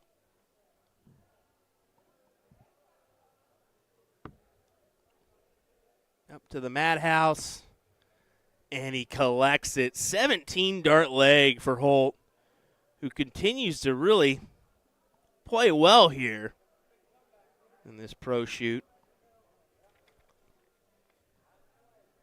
Just to let you know what kind of step up we're talking here. 125 for the top 8.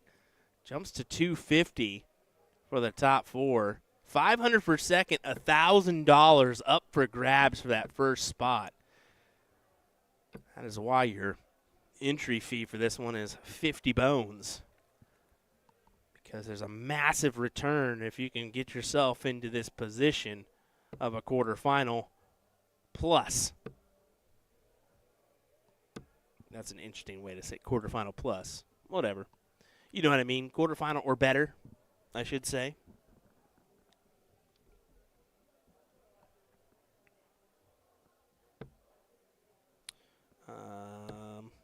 Ryan saying Pro Singles WDF rated, and he said, never mind. Just so everybody knows, it is not WDF rated, but tomorrow's will be, as we get another big 180 from Dustin Holt. Yeah, tomorrow's WDF events will be the women's singles at 1, and then 3:30 for the men's singles event is when that will get underway. And one WDF event this weekend, and then we got a couple WDF events coming your way at the USA Dart Classic in Florida. So some massive points up for grabs, and I know that a few of these guys could use them. I think we got 4 or 5 individuals from North America right now that could potentially grace that lakeside stage.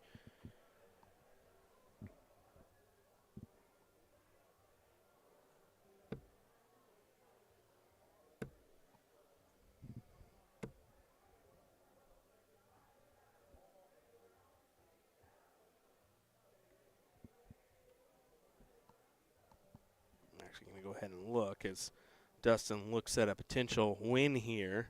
Not anymore. I looked at him earlier, but I need to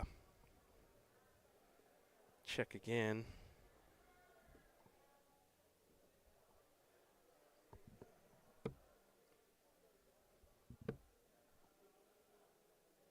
Yeah, on that main ranking, You have Leonard Gates in first, Alex Bowman in fifth, David Fatima in ninth, Jason Brandon in 10th, Jeff Smith in 28th. So, I mean, yeah, you've got some really good presence from the North Americans. Holt needs double 5 for the win. Not yet, as a just barely ends up outside of it. Tucker Davey needs the 1-5-4, and this has to go. And it will not go. And I'm afraid these will be his last darts in the event, possibly for the evening. I'm not sure if he got in the blind draw or not. But you got to like Dustin's odds to go ahead and get this done, especially with how well he's been playing in the last match as well as this one. So double 5, could split. Looks like he is going to split. 2 for double 4. Ouch. And he double 16s it. Both hands to the head.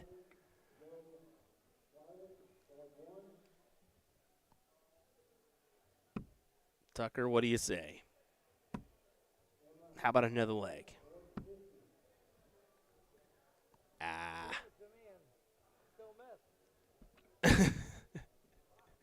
Thought I was in. Still miss. Is back to Holt, who will look to split once again. And it pays off for him this time. Holt advances into the top 4 with a great performance to back his 100 average in the previous round. And it does look like that matchup between Alex Spellman and Joe Cheney is concluded. How about a 92.49 for Joe Cheney, who got the job done 4-0 in that one over Alex Spellman. So good affair for Joe Cheney, who's going to be a tough competitor here in the semis. And we're going to keep our camera angles right where they're at, as that's our should. Let me check here.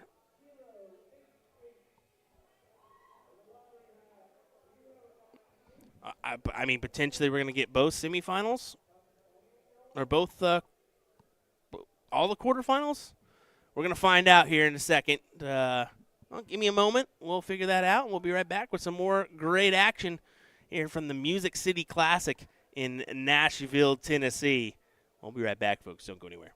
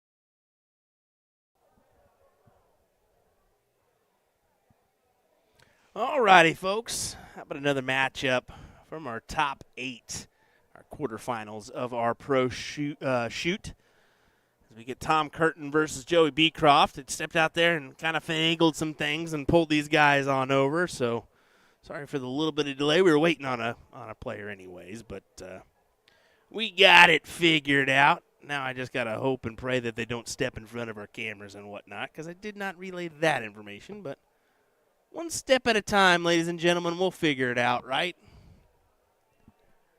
We'll figure it out. As you have Jason Brandon and Joe Sylvan going at it on board number 1. That'll be our other quarterfinals matchup. And then remaining in this event is going to be Dustin Holt and Joe Cheney on opposite sides of the bracket. So we'll see who each player plays here. So I may need to run out there and tell Tom, hey, the other direction if you can. Same thing for Joey, I'm pretty sure. Yep, I'm going to have to tell them both. So I'll go ahead and do that real quick. I'll turn down my mic, and we'll be right back.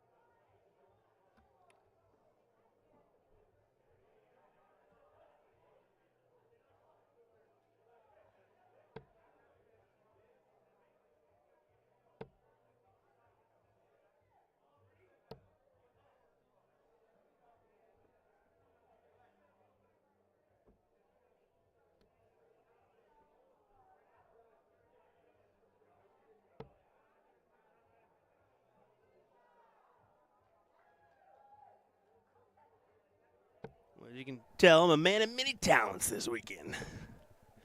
We're out there saying, hey, walk this way if you can. Better for our viewpoint.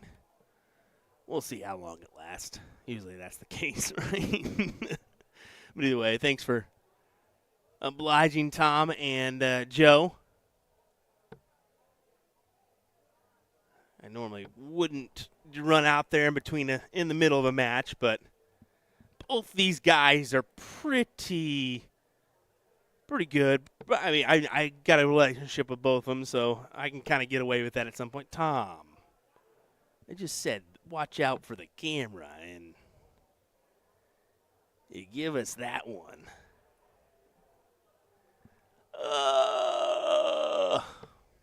Come on, Tommy boy, help me out.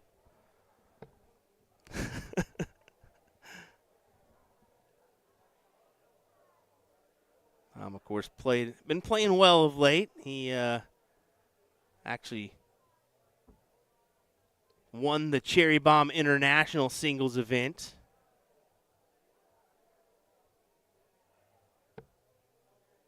Oh, Tommy. All righty. I got to go tell him.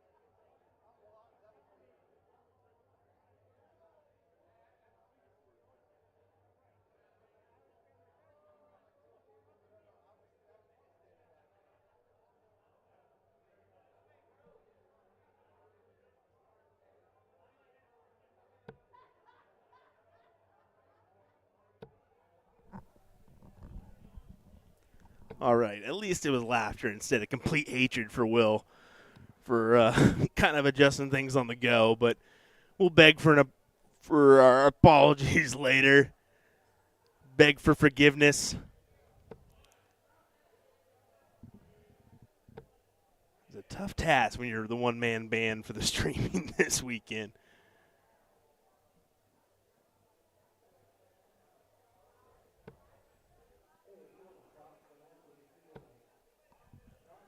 Austin Braswell says, Will, when you come into Florida, I'll be there for the Bullshooter event next week. I'll head home for a few days, and I'll be back for 2 weeks with the DPFL. USA Dart Classic and DPFL. So, yeah, it's a long weekend ahead.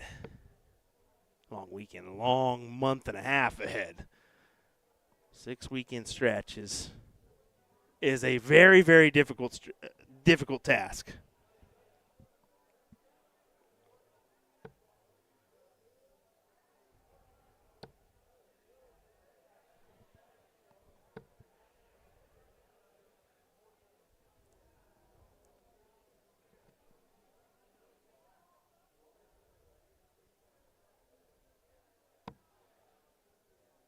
Great start for Joe. 76 sets up the 90, trip 18. Oh, I don't think that. I mean.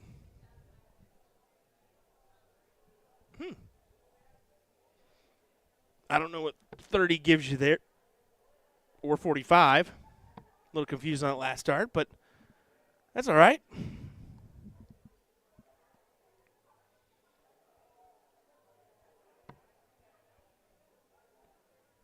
Should have a dart at it.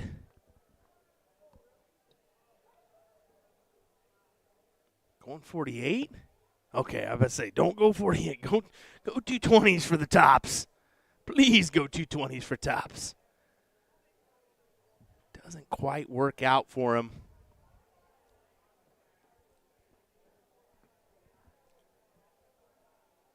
As I go back to Tom Curtin, needing 60.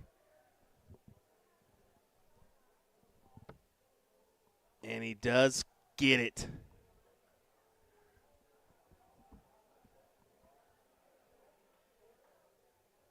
You see Joe quick to acknowledge?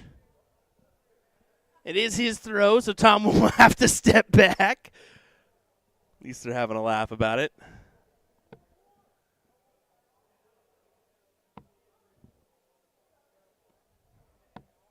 Jason Brandon 2-1 ahead on Joe Slilvan. Hopefully that's how you say it. Could be Slyvan, but I don't assume so. Tomcat looking for the 2 trip 19s. Not quite.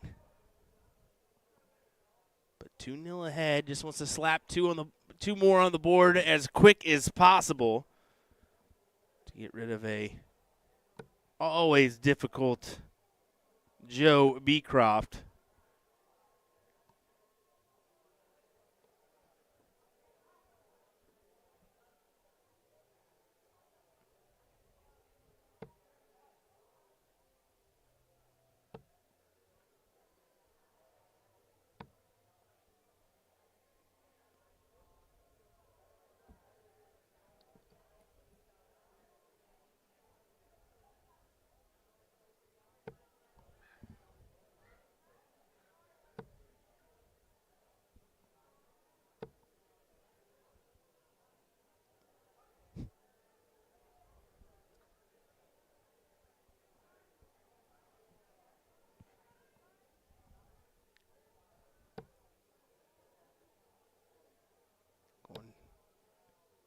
I was thinking maybe he would go downstairs there, but somehow or another finds his way into the triple bed.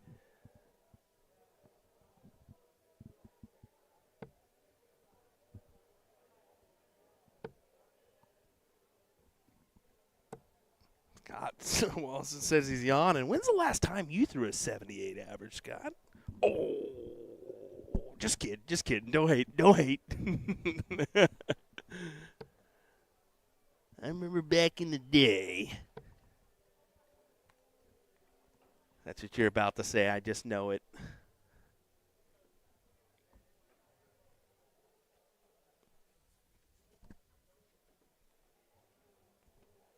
Wait, both made a good trek here to get to this quarterfinals. We did start in the top 128 range.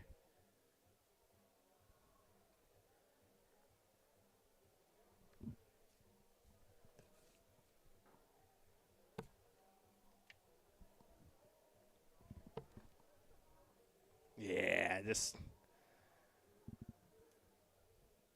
unfortunate go around. I mean, both these guys would admittedly say they're not producing their best stuff.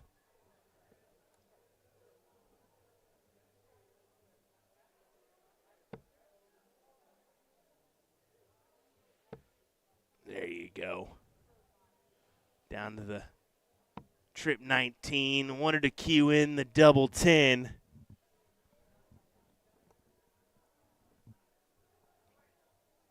That's a 104 for Tomcat. Trip 20. Would have left tops. Instead, it's coulda, shoulda, woulda. Back to Joe Beecroft at 58. 18 for tops.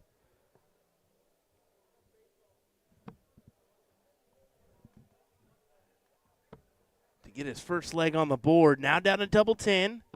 If my button works. And the doubles just can't go for him. Makes it tough to win a match if those doubles aren't collecting. As Tom will once again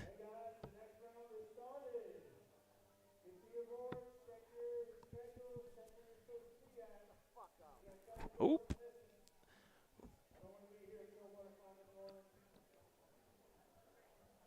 Tom admittedly not pleased with the call there in his throw.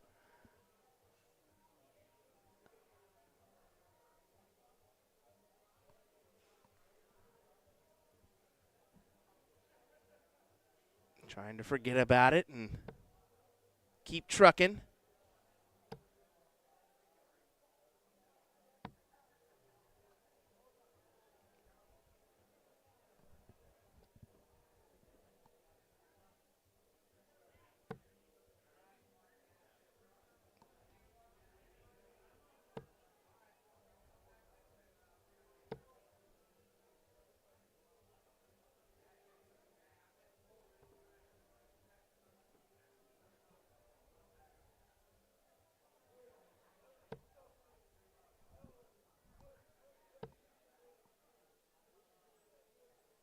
I can't believe it.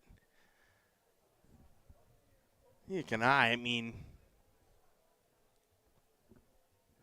we all have these moments, right, where we just can't find a working something to work for you, right? Be doubles or triples. We've all had the moment. Now we just got to find a way out of it, find a way to produce here. Try to turn this into a high 70s, maybe low 80s matchup. That's more like it. That's more like it.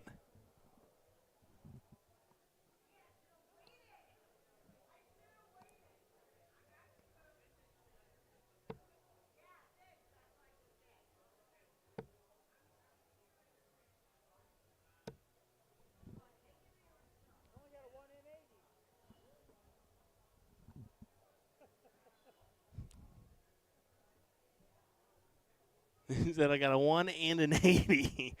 It took me a second to catch what he really said there.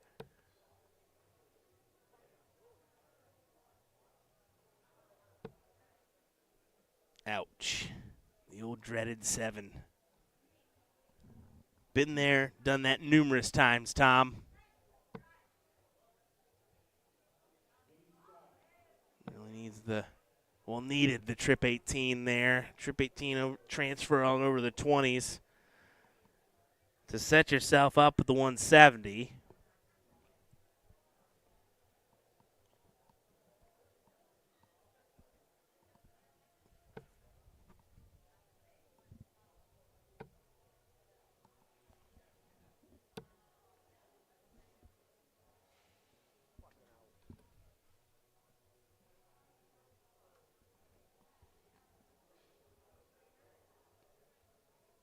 Joe has the opportunity to take the advantage here. Has to hit a trip 20. Has to hit a trip 20. And can't find it. My word.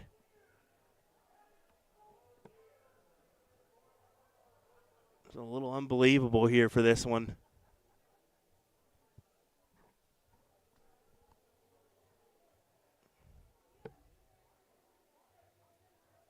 Does look like our other top 8 matchup has concluded.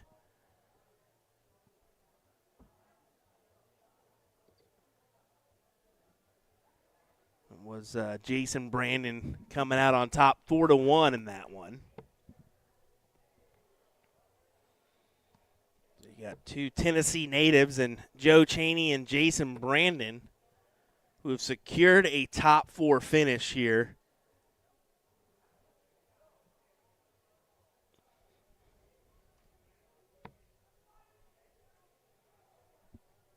Seven for tops, and Tom Curtin gets it for a 3-1 advantage. And that forces Joe to collect on every leg the rest of the way.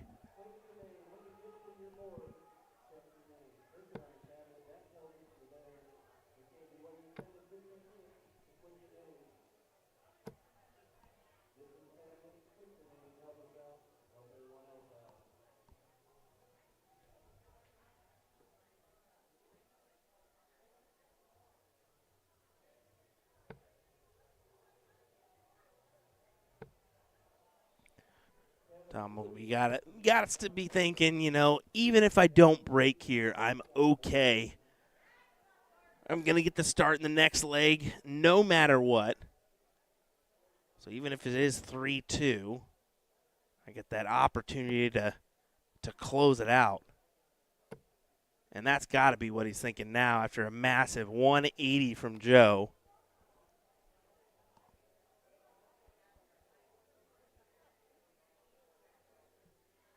I think they're both saying, finally we're seeing some productivity here out of our throws.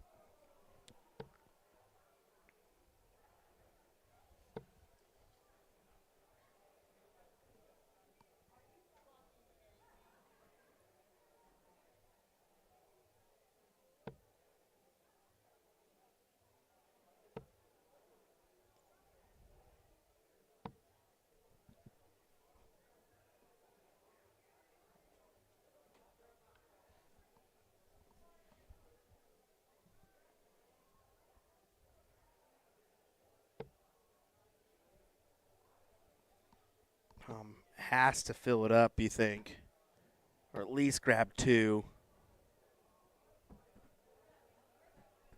To even have a chance in this league. But as I mentioned, he doesn't really need this leg. But it would be nice to win this 4-1. But now finally we're starting to see some good darts being thrown for Joe. I think he's just been a little sporadic so far, unlike the normal self.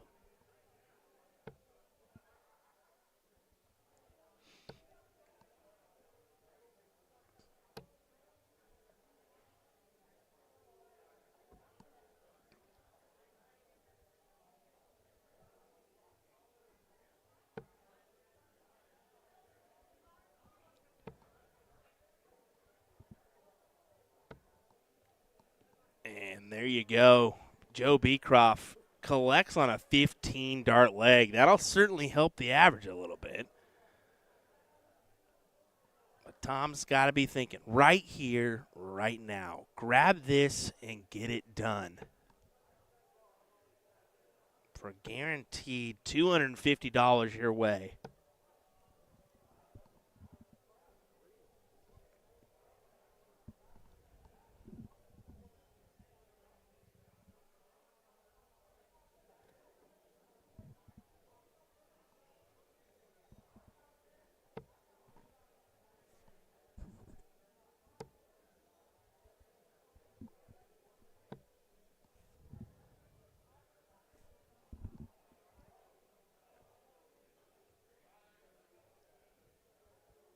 Questionable start.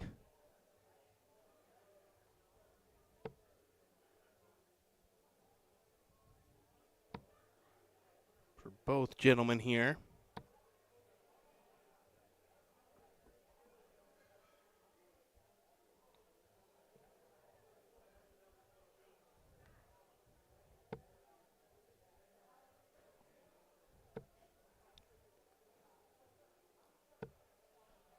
As I said, I mean, Joe's kind of starting to find some rhythm here.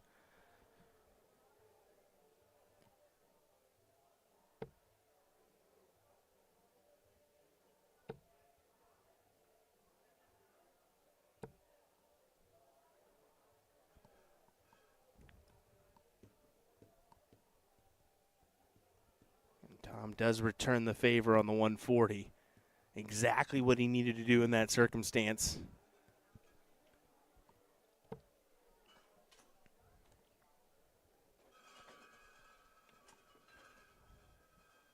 So can Beecroft make this a 3-3 matchup? Or will Tom Curtin get it done here? Let's hear it in the chat, folks. What do you think?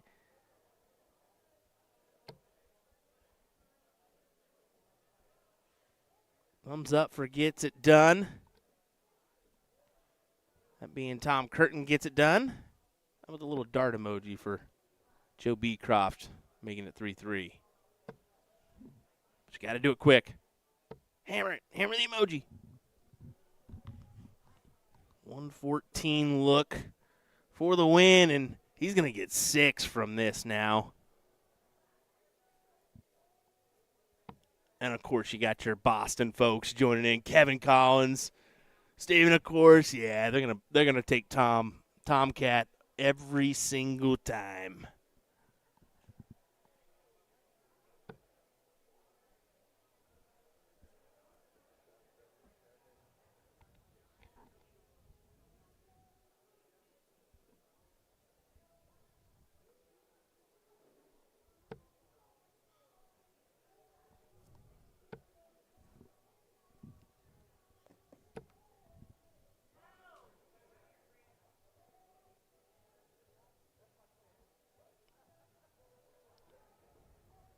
$68 needed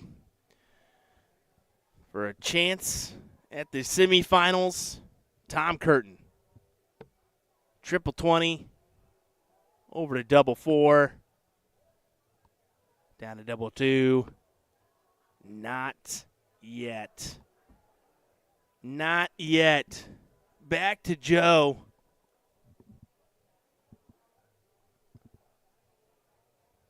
$51 for 24. That's fine. Leaves you 58. You get one dart at it. And one dart he collects. A little fist pump as well from Joe. As it was a massive round at the board. A great check out at that to tie us up.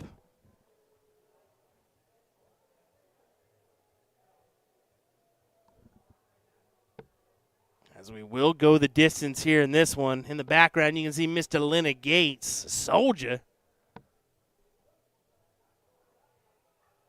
Must have been a little bit later to get in, as he did not participate in that CDC match play event.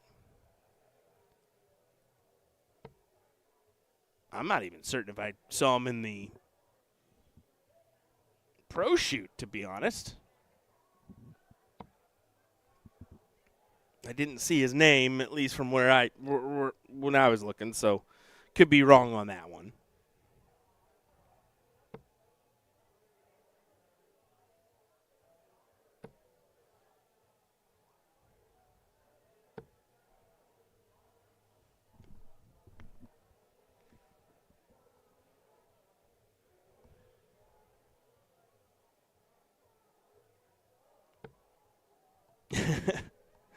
Just said Leonard eyeing up the competition or what?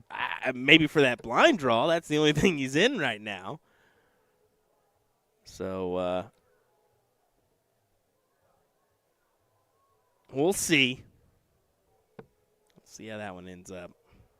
But yeah, remaining in this one, once again, you've got Dustin Holt. You've got Joe Cheney and Jason Brandon. Austin saying Gates got beat by a Nashville native in the pro shoot. Okay. So, Jeff Paul. Okay. Yeah, from the UK, if I'm not mistaken. Originally from the UK. He definitely... Yeah, he may reside, but that accent definitely says UK.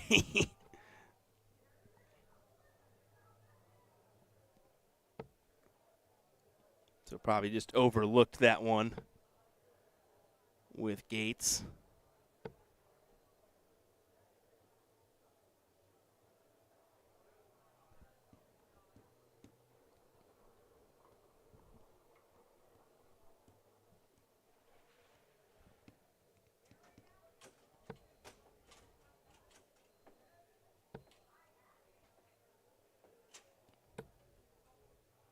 See in the background, Spellman's got a fundraiser hat on or something, or he won it. I think he's going around getting raffle tickets to support the local cause. Good on him for doing that. But definitely quite the hat on his head, huh?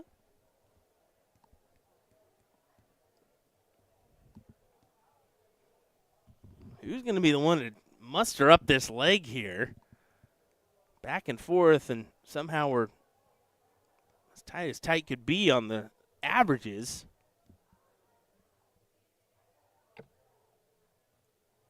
This could be the round, though, that helps Tom. He needed it. Needed to leave at least a checkout, and he did so with a 167. Granted, it's a doozy, but we've already seen a 160, 161 in this tournament and the match play, so today... Could we see one here?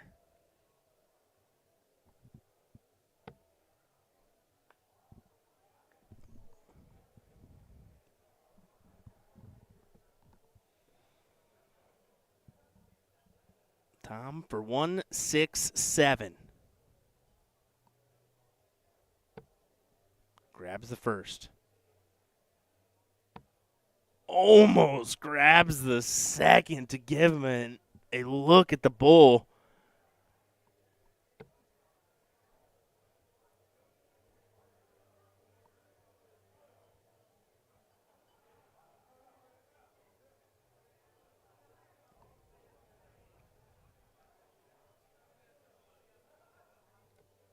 I must say that doesn't seem right.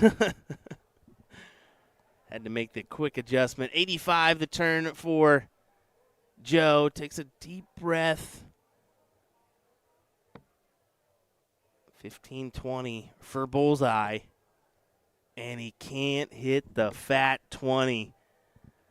A big-time miss for Beecroft. Could cost him here in this one.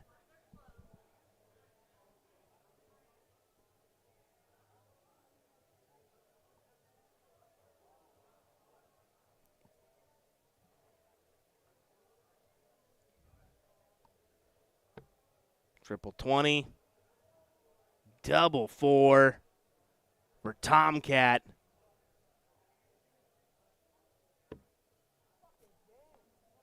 Can't believe that did not go in. You can see the frustration all over his face as we will go back to Joe. Surely he does do it. Big shot from Joe, and of course Tom's going to be a little bit frustrated himself for not getting the job done there.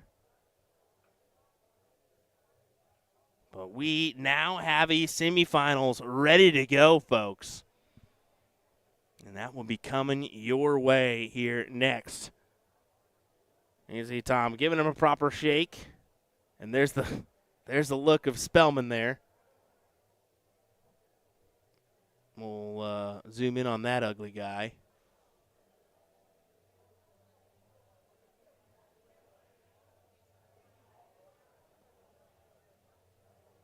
So he's discussing something, that's for sure.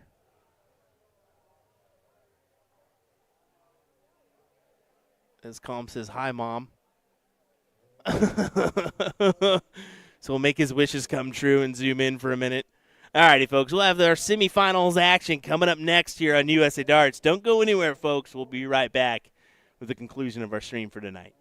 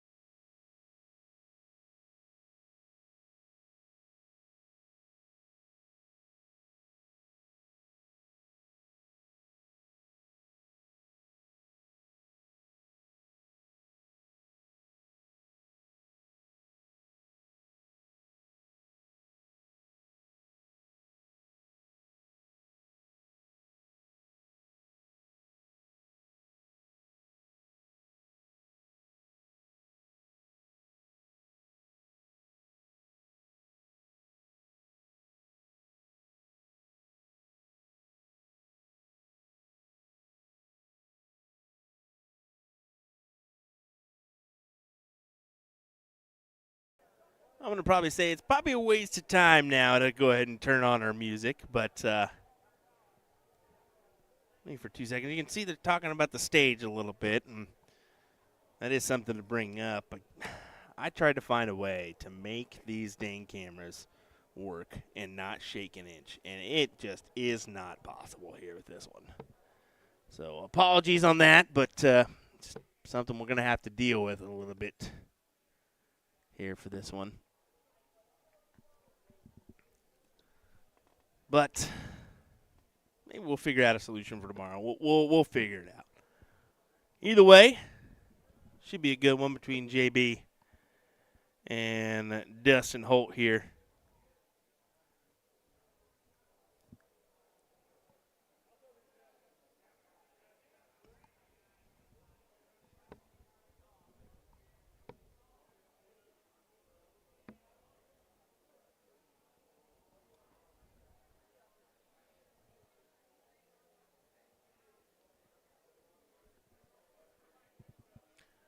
And you can see we will get underway.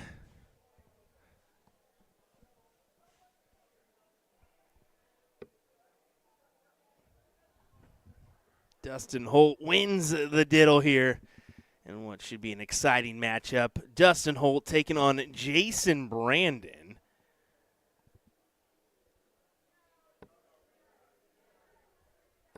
In the semifinals of our pro singles 501 shoot. Is that an opening 180 from Holt? It is. A superb start to this one.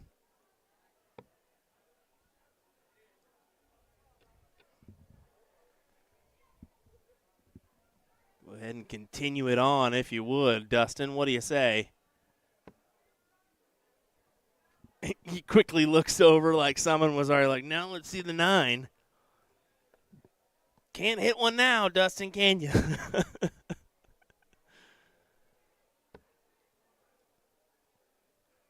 Dustin definitely at one point today felt like everything was going and averaging that 100.20 in his win over Jimmy Widd.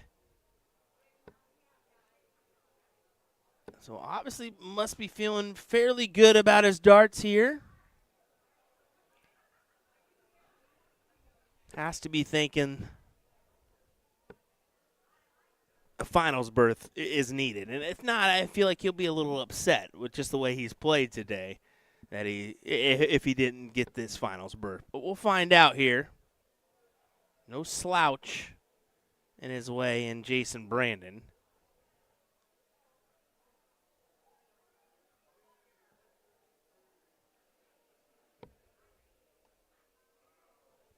Brush that off, though. JB still needs 2 triples in order to set himself up with an opportunity, so you're okay. You're well and okay now, even with the bogey setup job.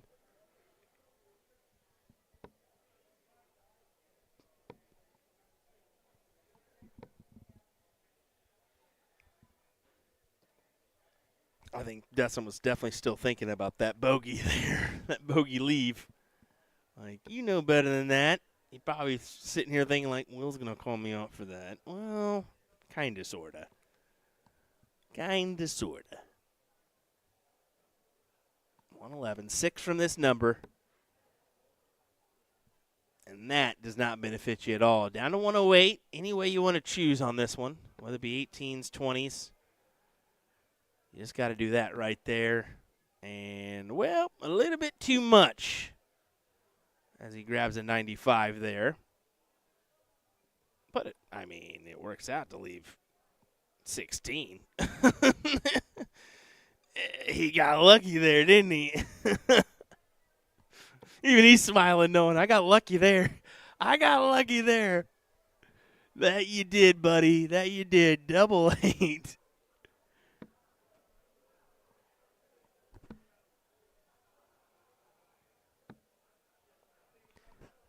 And he'll take it. He will take it. That's leg number 1 in favor of Dustin.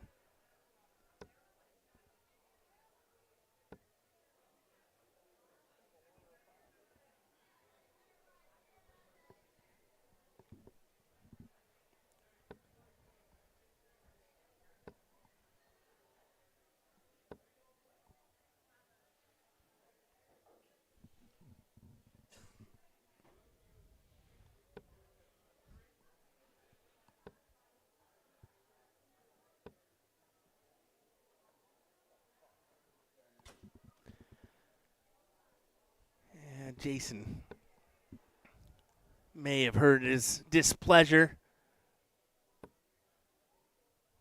with that one round, but he's still sitting in front, ahead, and has the start in this one, so you're just averaging a few more points than the guy who started behind you. You'll hold that advantage up until that checkout.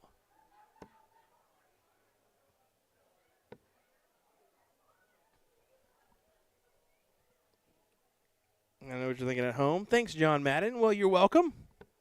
That's what I'm here to do, right? Just announce the obvious.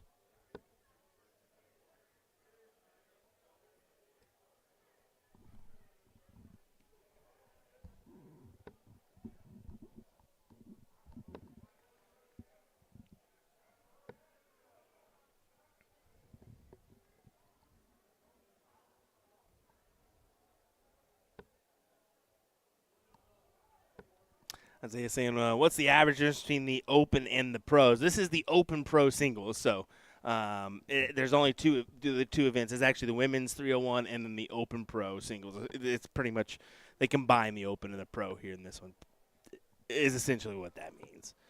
The Open meaning that you're either a male or female can play if they wanted to. There's nothing holding them back. The only thing that is if you play in the Open, you can't play in the women's. If you play in the women's, you can't play in the Open. So vice versa.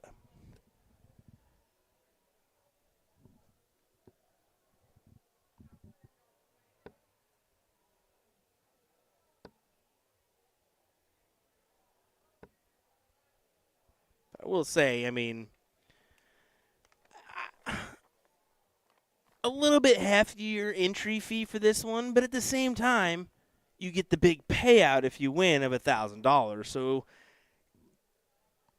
it's a little bit of a sacrifice if maybe you're a mid-level player throwing $50 at this event and hoping and praying maybe you get a good draw and can make a run and make things interesting. But it's definitely one of those tough ones for maybe a 65 average to even, well, the lower crowd as well to even, put their money forth. And I think a few are just counting on the blind draw this evening, which is happening as we speak right now. JB does take the leg here. Let's be honest, our averages could be a little bit better, but we've been playing for a good chunk of the day now, at least for JB.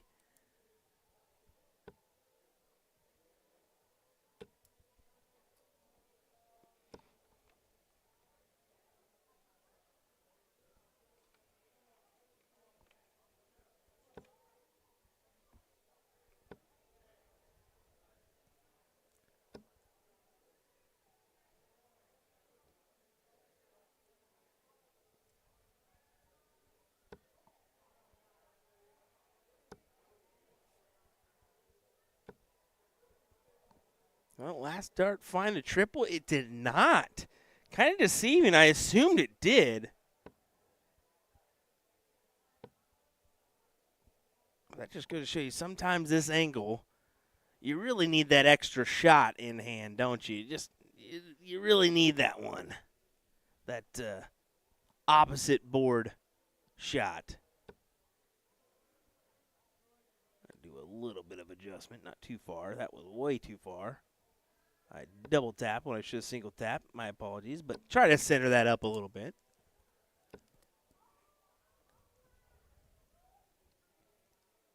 Wonder if JB is thinking 171 here. It looks like it. Yeah, that's exactly what is on his mind. 171 to potentially set up the 140. Still a great 127, but just barely puts him within scratching distance of Dustin, and it really kind of counts on this turn here. Can he get it below a ton?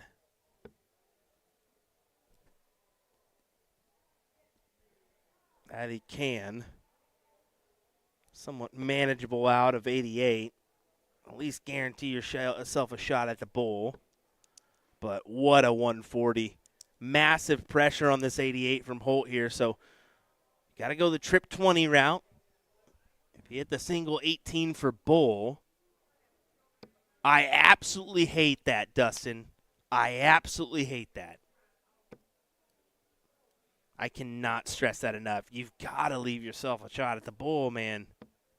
Surely. I mean, are we in agreement, Chad? Or are we? Am I wrong in that?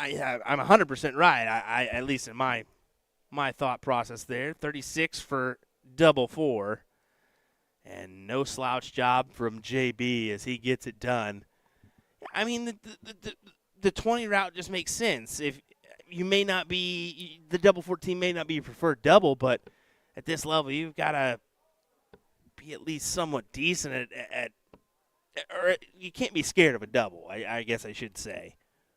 Yeah, there's ones you dislike, but you still need to attack it when you need to attack it. But then again, if Dustin would have collected first dart on that 48, it would have set up the tops. I would still call him out and say that's a terrible shot. But, hey, to each their own.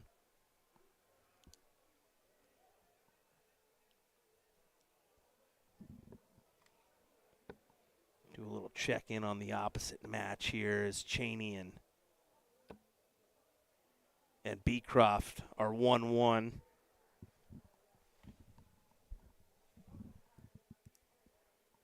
Now make that 2-1 after Cheney just takes the leg. So we'll see if we dabble in and see that other matchup.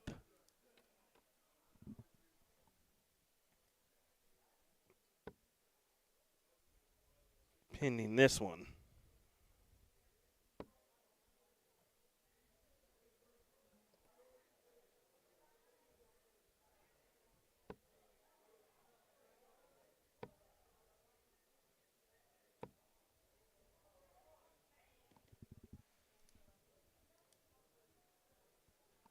Holt looking at a ton. JB's thinking 2 triples. That last round definitely helped him, but still need 2 triples.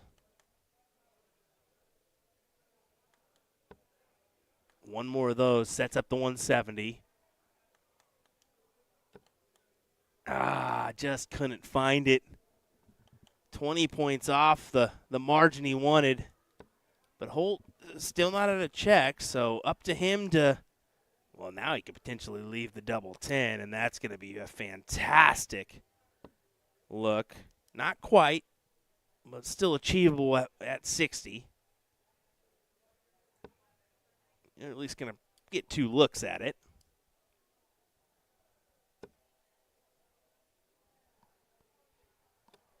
So, Holt, what do you say? Do you tie us up here?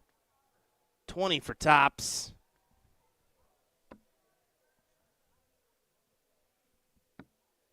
He will tie us up as he collects on the double 10 for an 18-dart leg.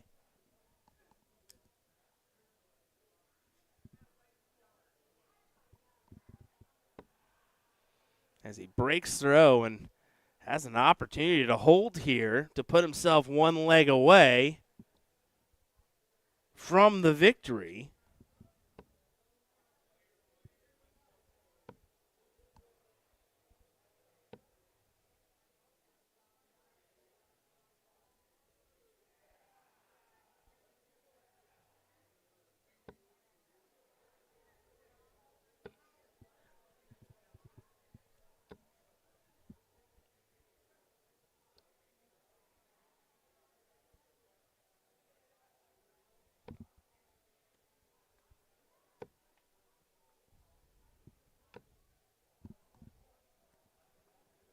Back and forth tussle indeed here.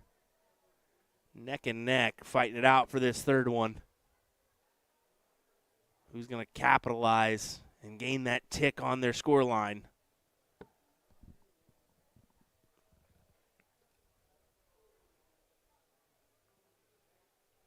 Kind of a door-opening opportunity if you're JB. He's going to try to walk on through. Solid 95. Puts him at 251.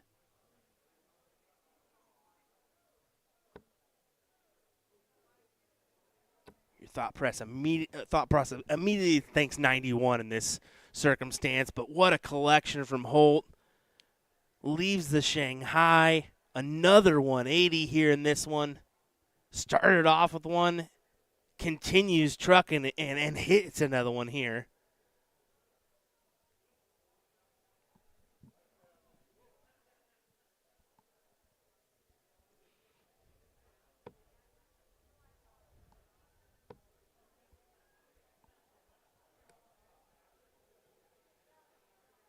Shanghai for 2 on the spin. Actually, I believe would it be 3 on the spin? Who cares? I thought it was going to go in. I had the call ready to go. Instead, we'll keep it right here for the 118 look from Jason Brandon. 18 for tops. He gets a look and almost collects on a 15-darter of his own.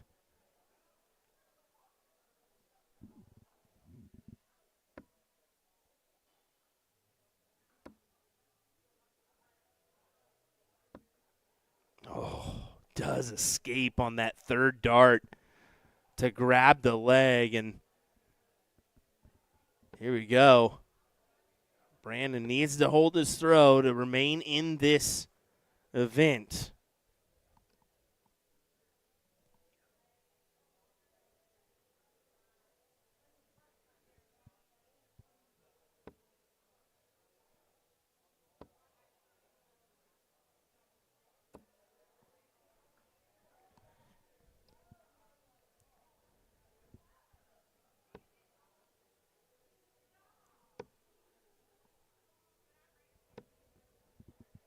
Change up a strategy and go with the 19s.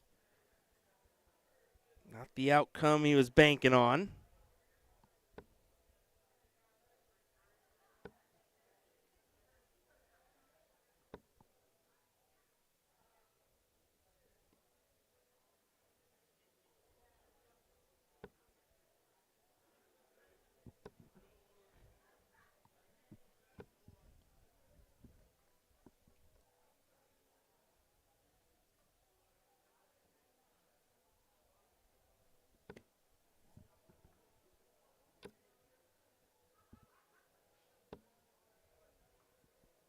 Man, it's really still in the favor of JB here.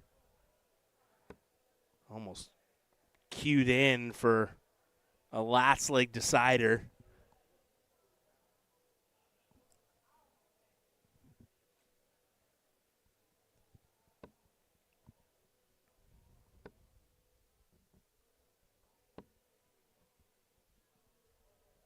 He's hit the 161 once today. Doesn't need to attack this. But will he? Bullseye! He did attack it and he barely missed. The only reason I knew he was going to go for that is I actually asked him today. I said, opponent not on a finish, you're on 170, do you take it out? And he said, I'm going for it. And I said, okay. And then I pretty much knew if you're going to go for it on 170, you're going to go on the 167 as well. Instead, he tries to clean up the 888 over to 4. Not yet.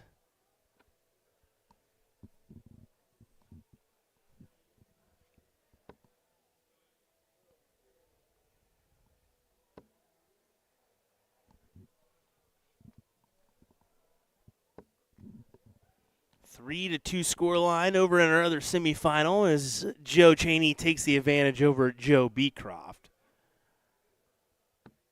As we will go the distance here in this one, Jason Brandon ties us up. It will be Dustin. Okay, it'll be Dustin Holt to throw first. I was very confused for a second when that went to 0 and the green circle stayed on JB. I know the Dirt Connect kind of hesitates on that one, but I was like, oh, what? Wait, what?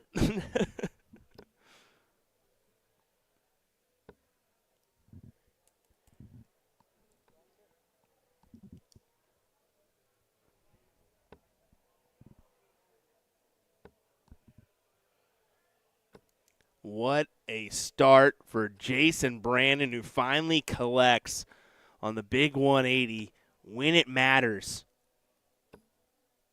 How about an answer from Dustin Holt? Yes, sir.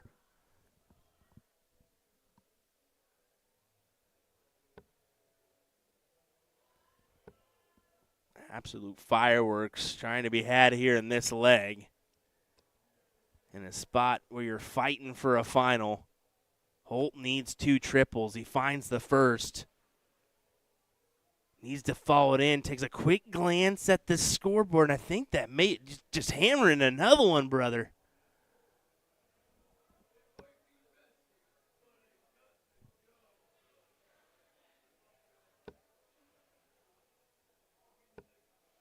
Solid ton. Setting up his favorite checkout of a 1-2-1 here. Can Jason Brandon hit this to advance into the finals, or will Dustin Holt come back with an opportunity at a tricky 138? I don't think it's going to happen. Bullseye for Jason Brandon. Bullseye hit for JB. Wow, what a collection as he gets it done. What a phenomenal shot. Jason Brandon advances to the finals with a 1-2-1 checkout on Bull. Absolutely superb. And let me just check. I think we're, as you can see, I'm a little bit blocked here. I don't want to. Yeah, that's it. I was like, let me see if I can get this last little dart here. Joe Chaney will advance as well. So it'll be, well, the Tennessee boys taking each other on here in our next matchup as Joe Chaney will take on Jason Brandon for the title here at Music City Classic. What do you say, folks? Hang around. Why don't you? We're going to have a doozy of a final coming your way next on USA Darts. Hang right here. We'll be right back for this one.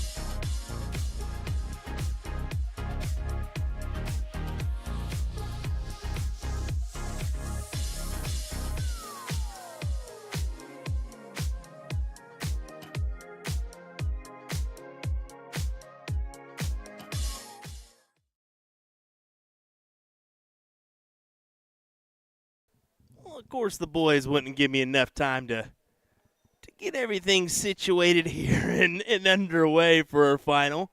They ain't going to mess around. They know what time in the evening it is. They know what they want to get done and dusted here. Joe Chaney takes on Jason Brandon here in this one as we get a little flyby from Joe.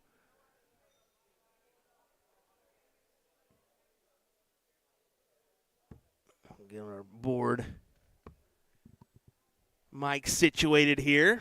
Hopefully that isn't an extensive issue with Joe going that route. He's been used to having that going the other way because of where he's been positioned via board call. And now we kind of throw this one at him, and it's a little bit changed. So I anticipate maybe a couple camera issues from him, but hey, that's okay. This should be a good one between two good friends. And really teammates most of the time. I mean, they usually take on the doubles together. If you've been a frequent flyer of our stream, you know that one.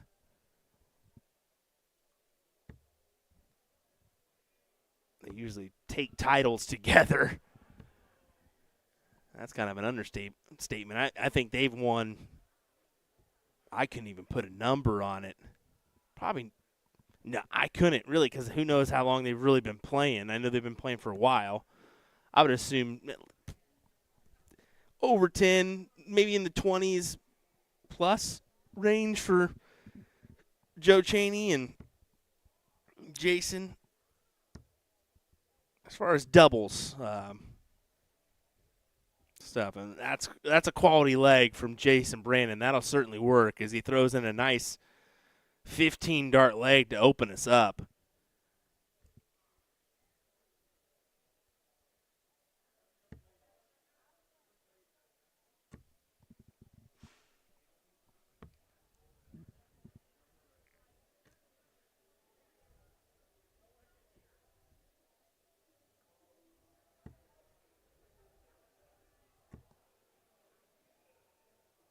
So if you haven't seen already, it's going to be a pretty quick affair.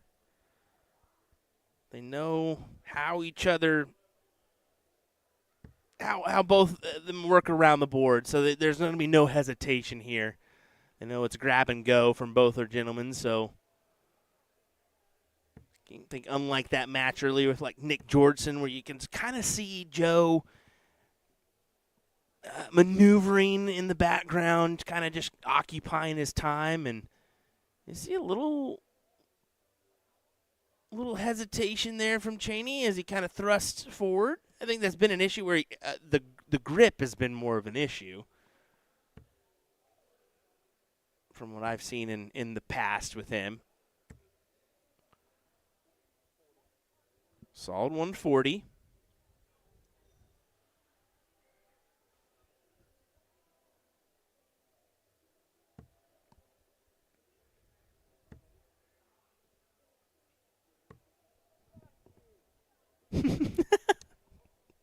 Sorry, I couldn't help it with that one from Jason. Oh, JB.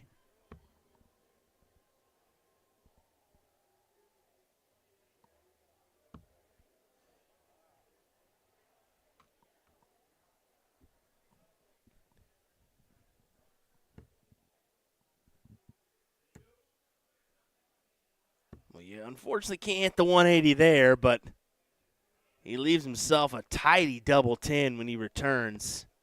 If he returns, he will. Wow. An unfortunate neighbor, he still went at the bull just for kicks and giggles. Yep, 103, you're right, yep.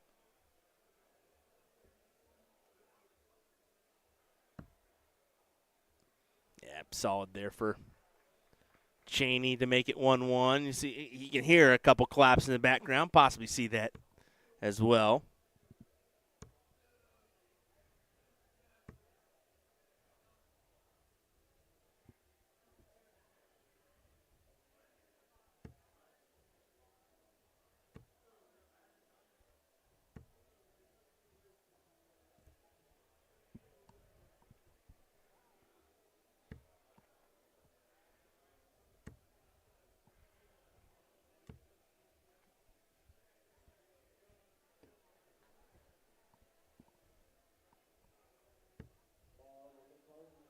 See, both competitors are really satisfied with the pacing of this play here.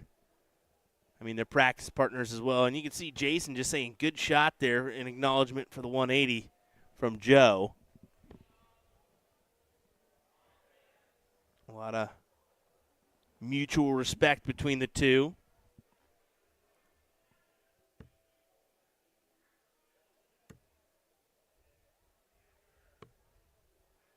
I think it is kind of cool, especially for both players. I mean, Joe, we know that the success that he's had in the past, especially on the Lakeside stage, and then now it's kind of transitioned where JB is finally getting the runs that he always should have been getting. He's just such a good player. Both of these guys are. 116 needed, 16 for tops for Cheney.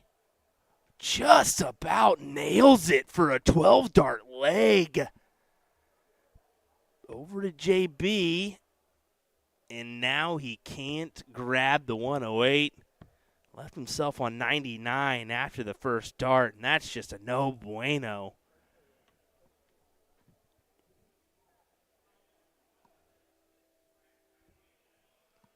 Cheney needs tops to break throw.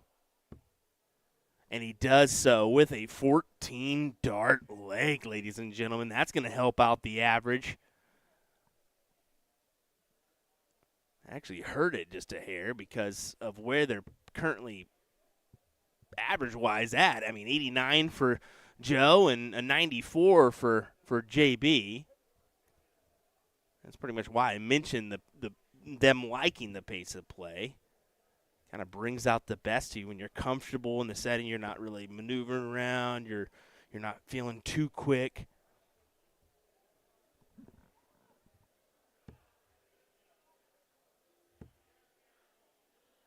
Incoming. Yes, sir. 180 for Joe Cheney.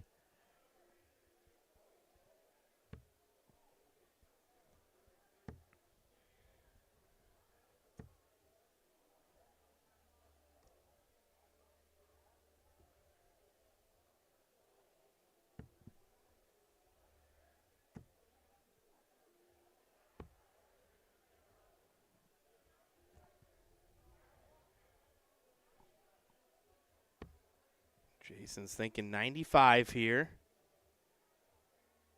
At least give me a chance. That's exactly what he achieves.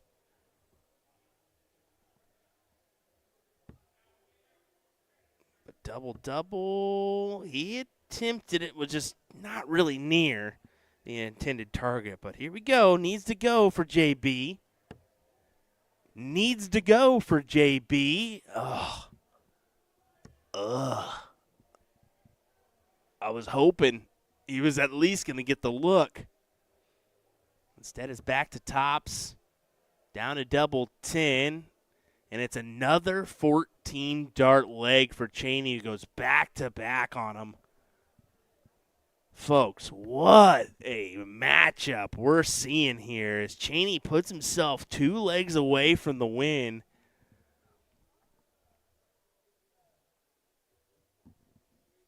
Austin saying 2 of the nicest guys you'll meet in darts, too. Man, you're not lying. Every time I see Joe and Jason, it's just you can sit there and have a conversation all night with them, but then you realize you got a job to do. You need to handle it. So, actually, that's the first thing I did when I got in. I saw Jason earlier today, actually. Never mind. And we just sat and had a quick little 10-minute convo. Just talking about where his current status is with WDF, as well what he wants to potentially do at the end of the year. Potentially has a World Series Finals position in his grasp. We'll see how that works out. That could be interesting, couldn't it?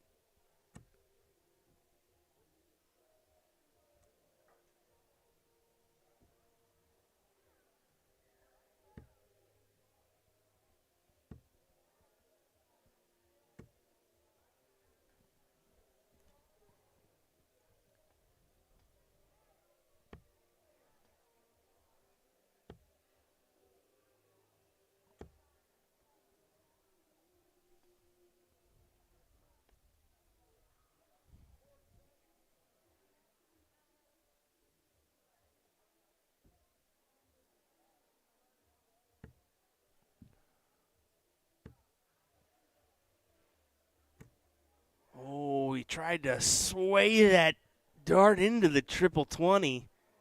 Not quite, as he leaves the 160 just in case. But most likely, Jason's going to have a better opportunity. I figured a 19 would be incoming with the last dart, but elected to stay. I don't know if I would have. I think I would have went 19s. Yeah, I leave the little fish rather than the 129. But he don't care. 72 remaining, 24, and nails it. What a amazing checkout from Jason Brandon. Absolutely superb.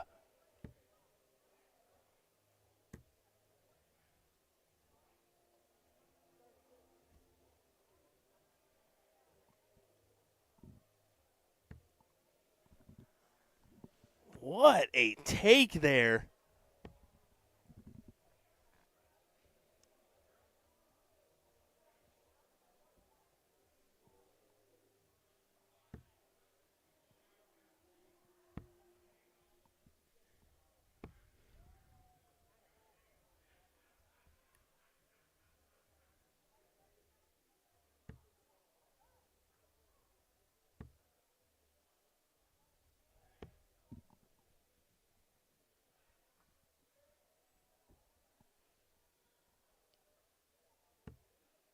Trini, you almost need a triple. You got to split the uprights. He gathers it. 133, the look for Jason. And switches after dart one. Just must have not liked the position of that dart. Felt like it was probably a blocker, so.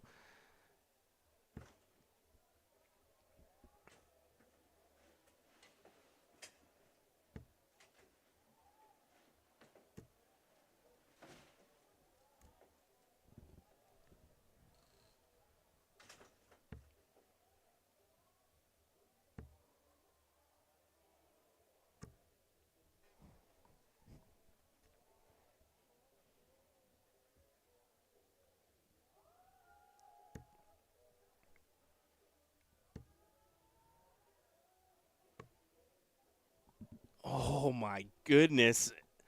If he would have just hit that triple to leave that opportunity at bull, it would have nailed it. Instead, Jason had a look at the 104 and doesn't collect. Back to Cheney to put himself one leg away at tops, kind of gives the subtle side nod there.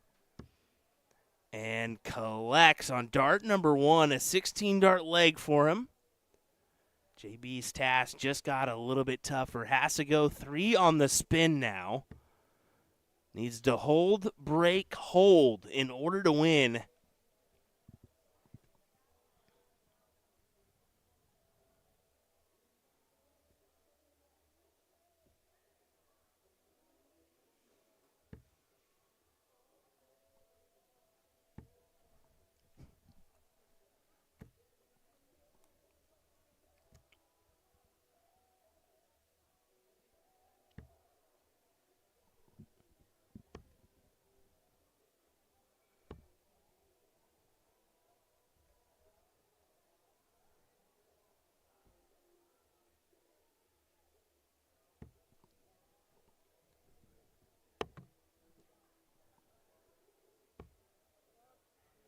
Ouch. Never want to have that dart drop on the ground.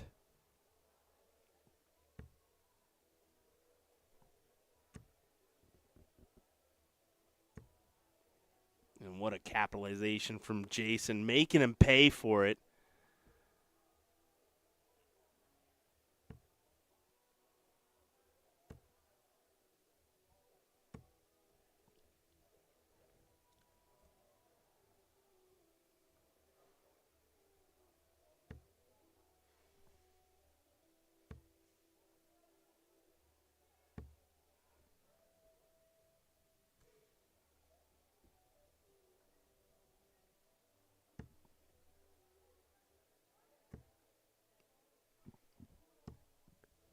Oh. I'm almost getting caught up in this one just watching it. It's been entertaining. Jason knows he pretty much wants the 140 here. Let's see what he attacks the last. Went bold for the 170 to leave the 16. You can't blame him for that one, right?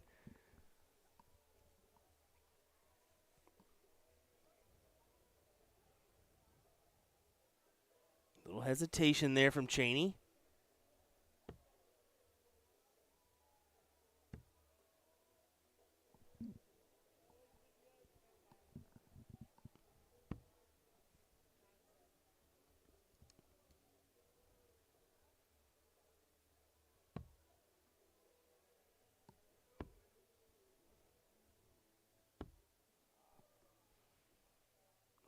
He's going to be kicking himself in the teeth on that one. Cheney with an opportunity for the win.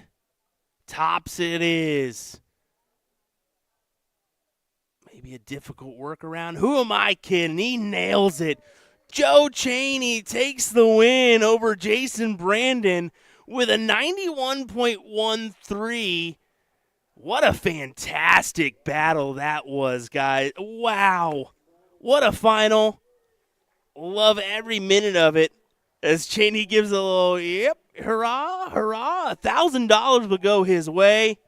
$500 the way of Jason Brandon. Wow.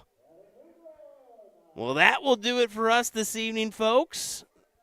Thanks for joining us. We appreciate it. We'll be back tomorrow, bright and early, with some more coverage. Well, not bright and early. Let's be honest. We got mixed triples tomorrow morning. I'm actually going to probably participate for a little bit. And then we will start later on in the day, closer to that 12 o'clock hour, just because mixed triples, we know how that one is. It kind of begin in the morning stream, and we're going to give you the bulk of that coverage with the men's and women's doubles as well as the singles events tomorrow. So that's what we'll look forward to. All righty, folks, thanks for joining us. We appreciate it. We'll see you tomorrow for more action from the Music City Classic. Thanks for joining us.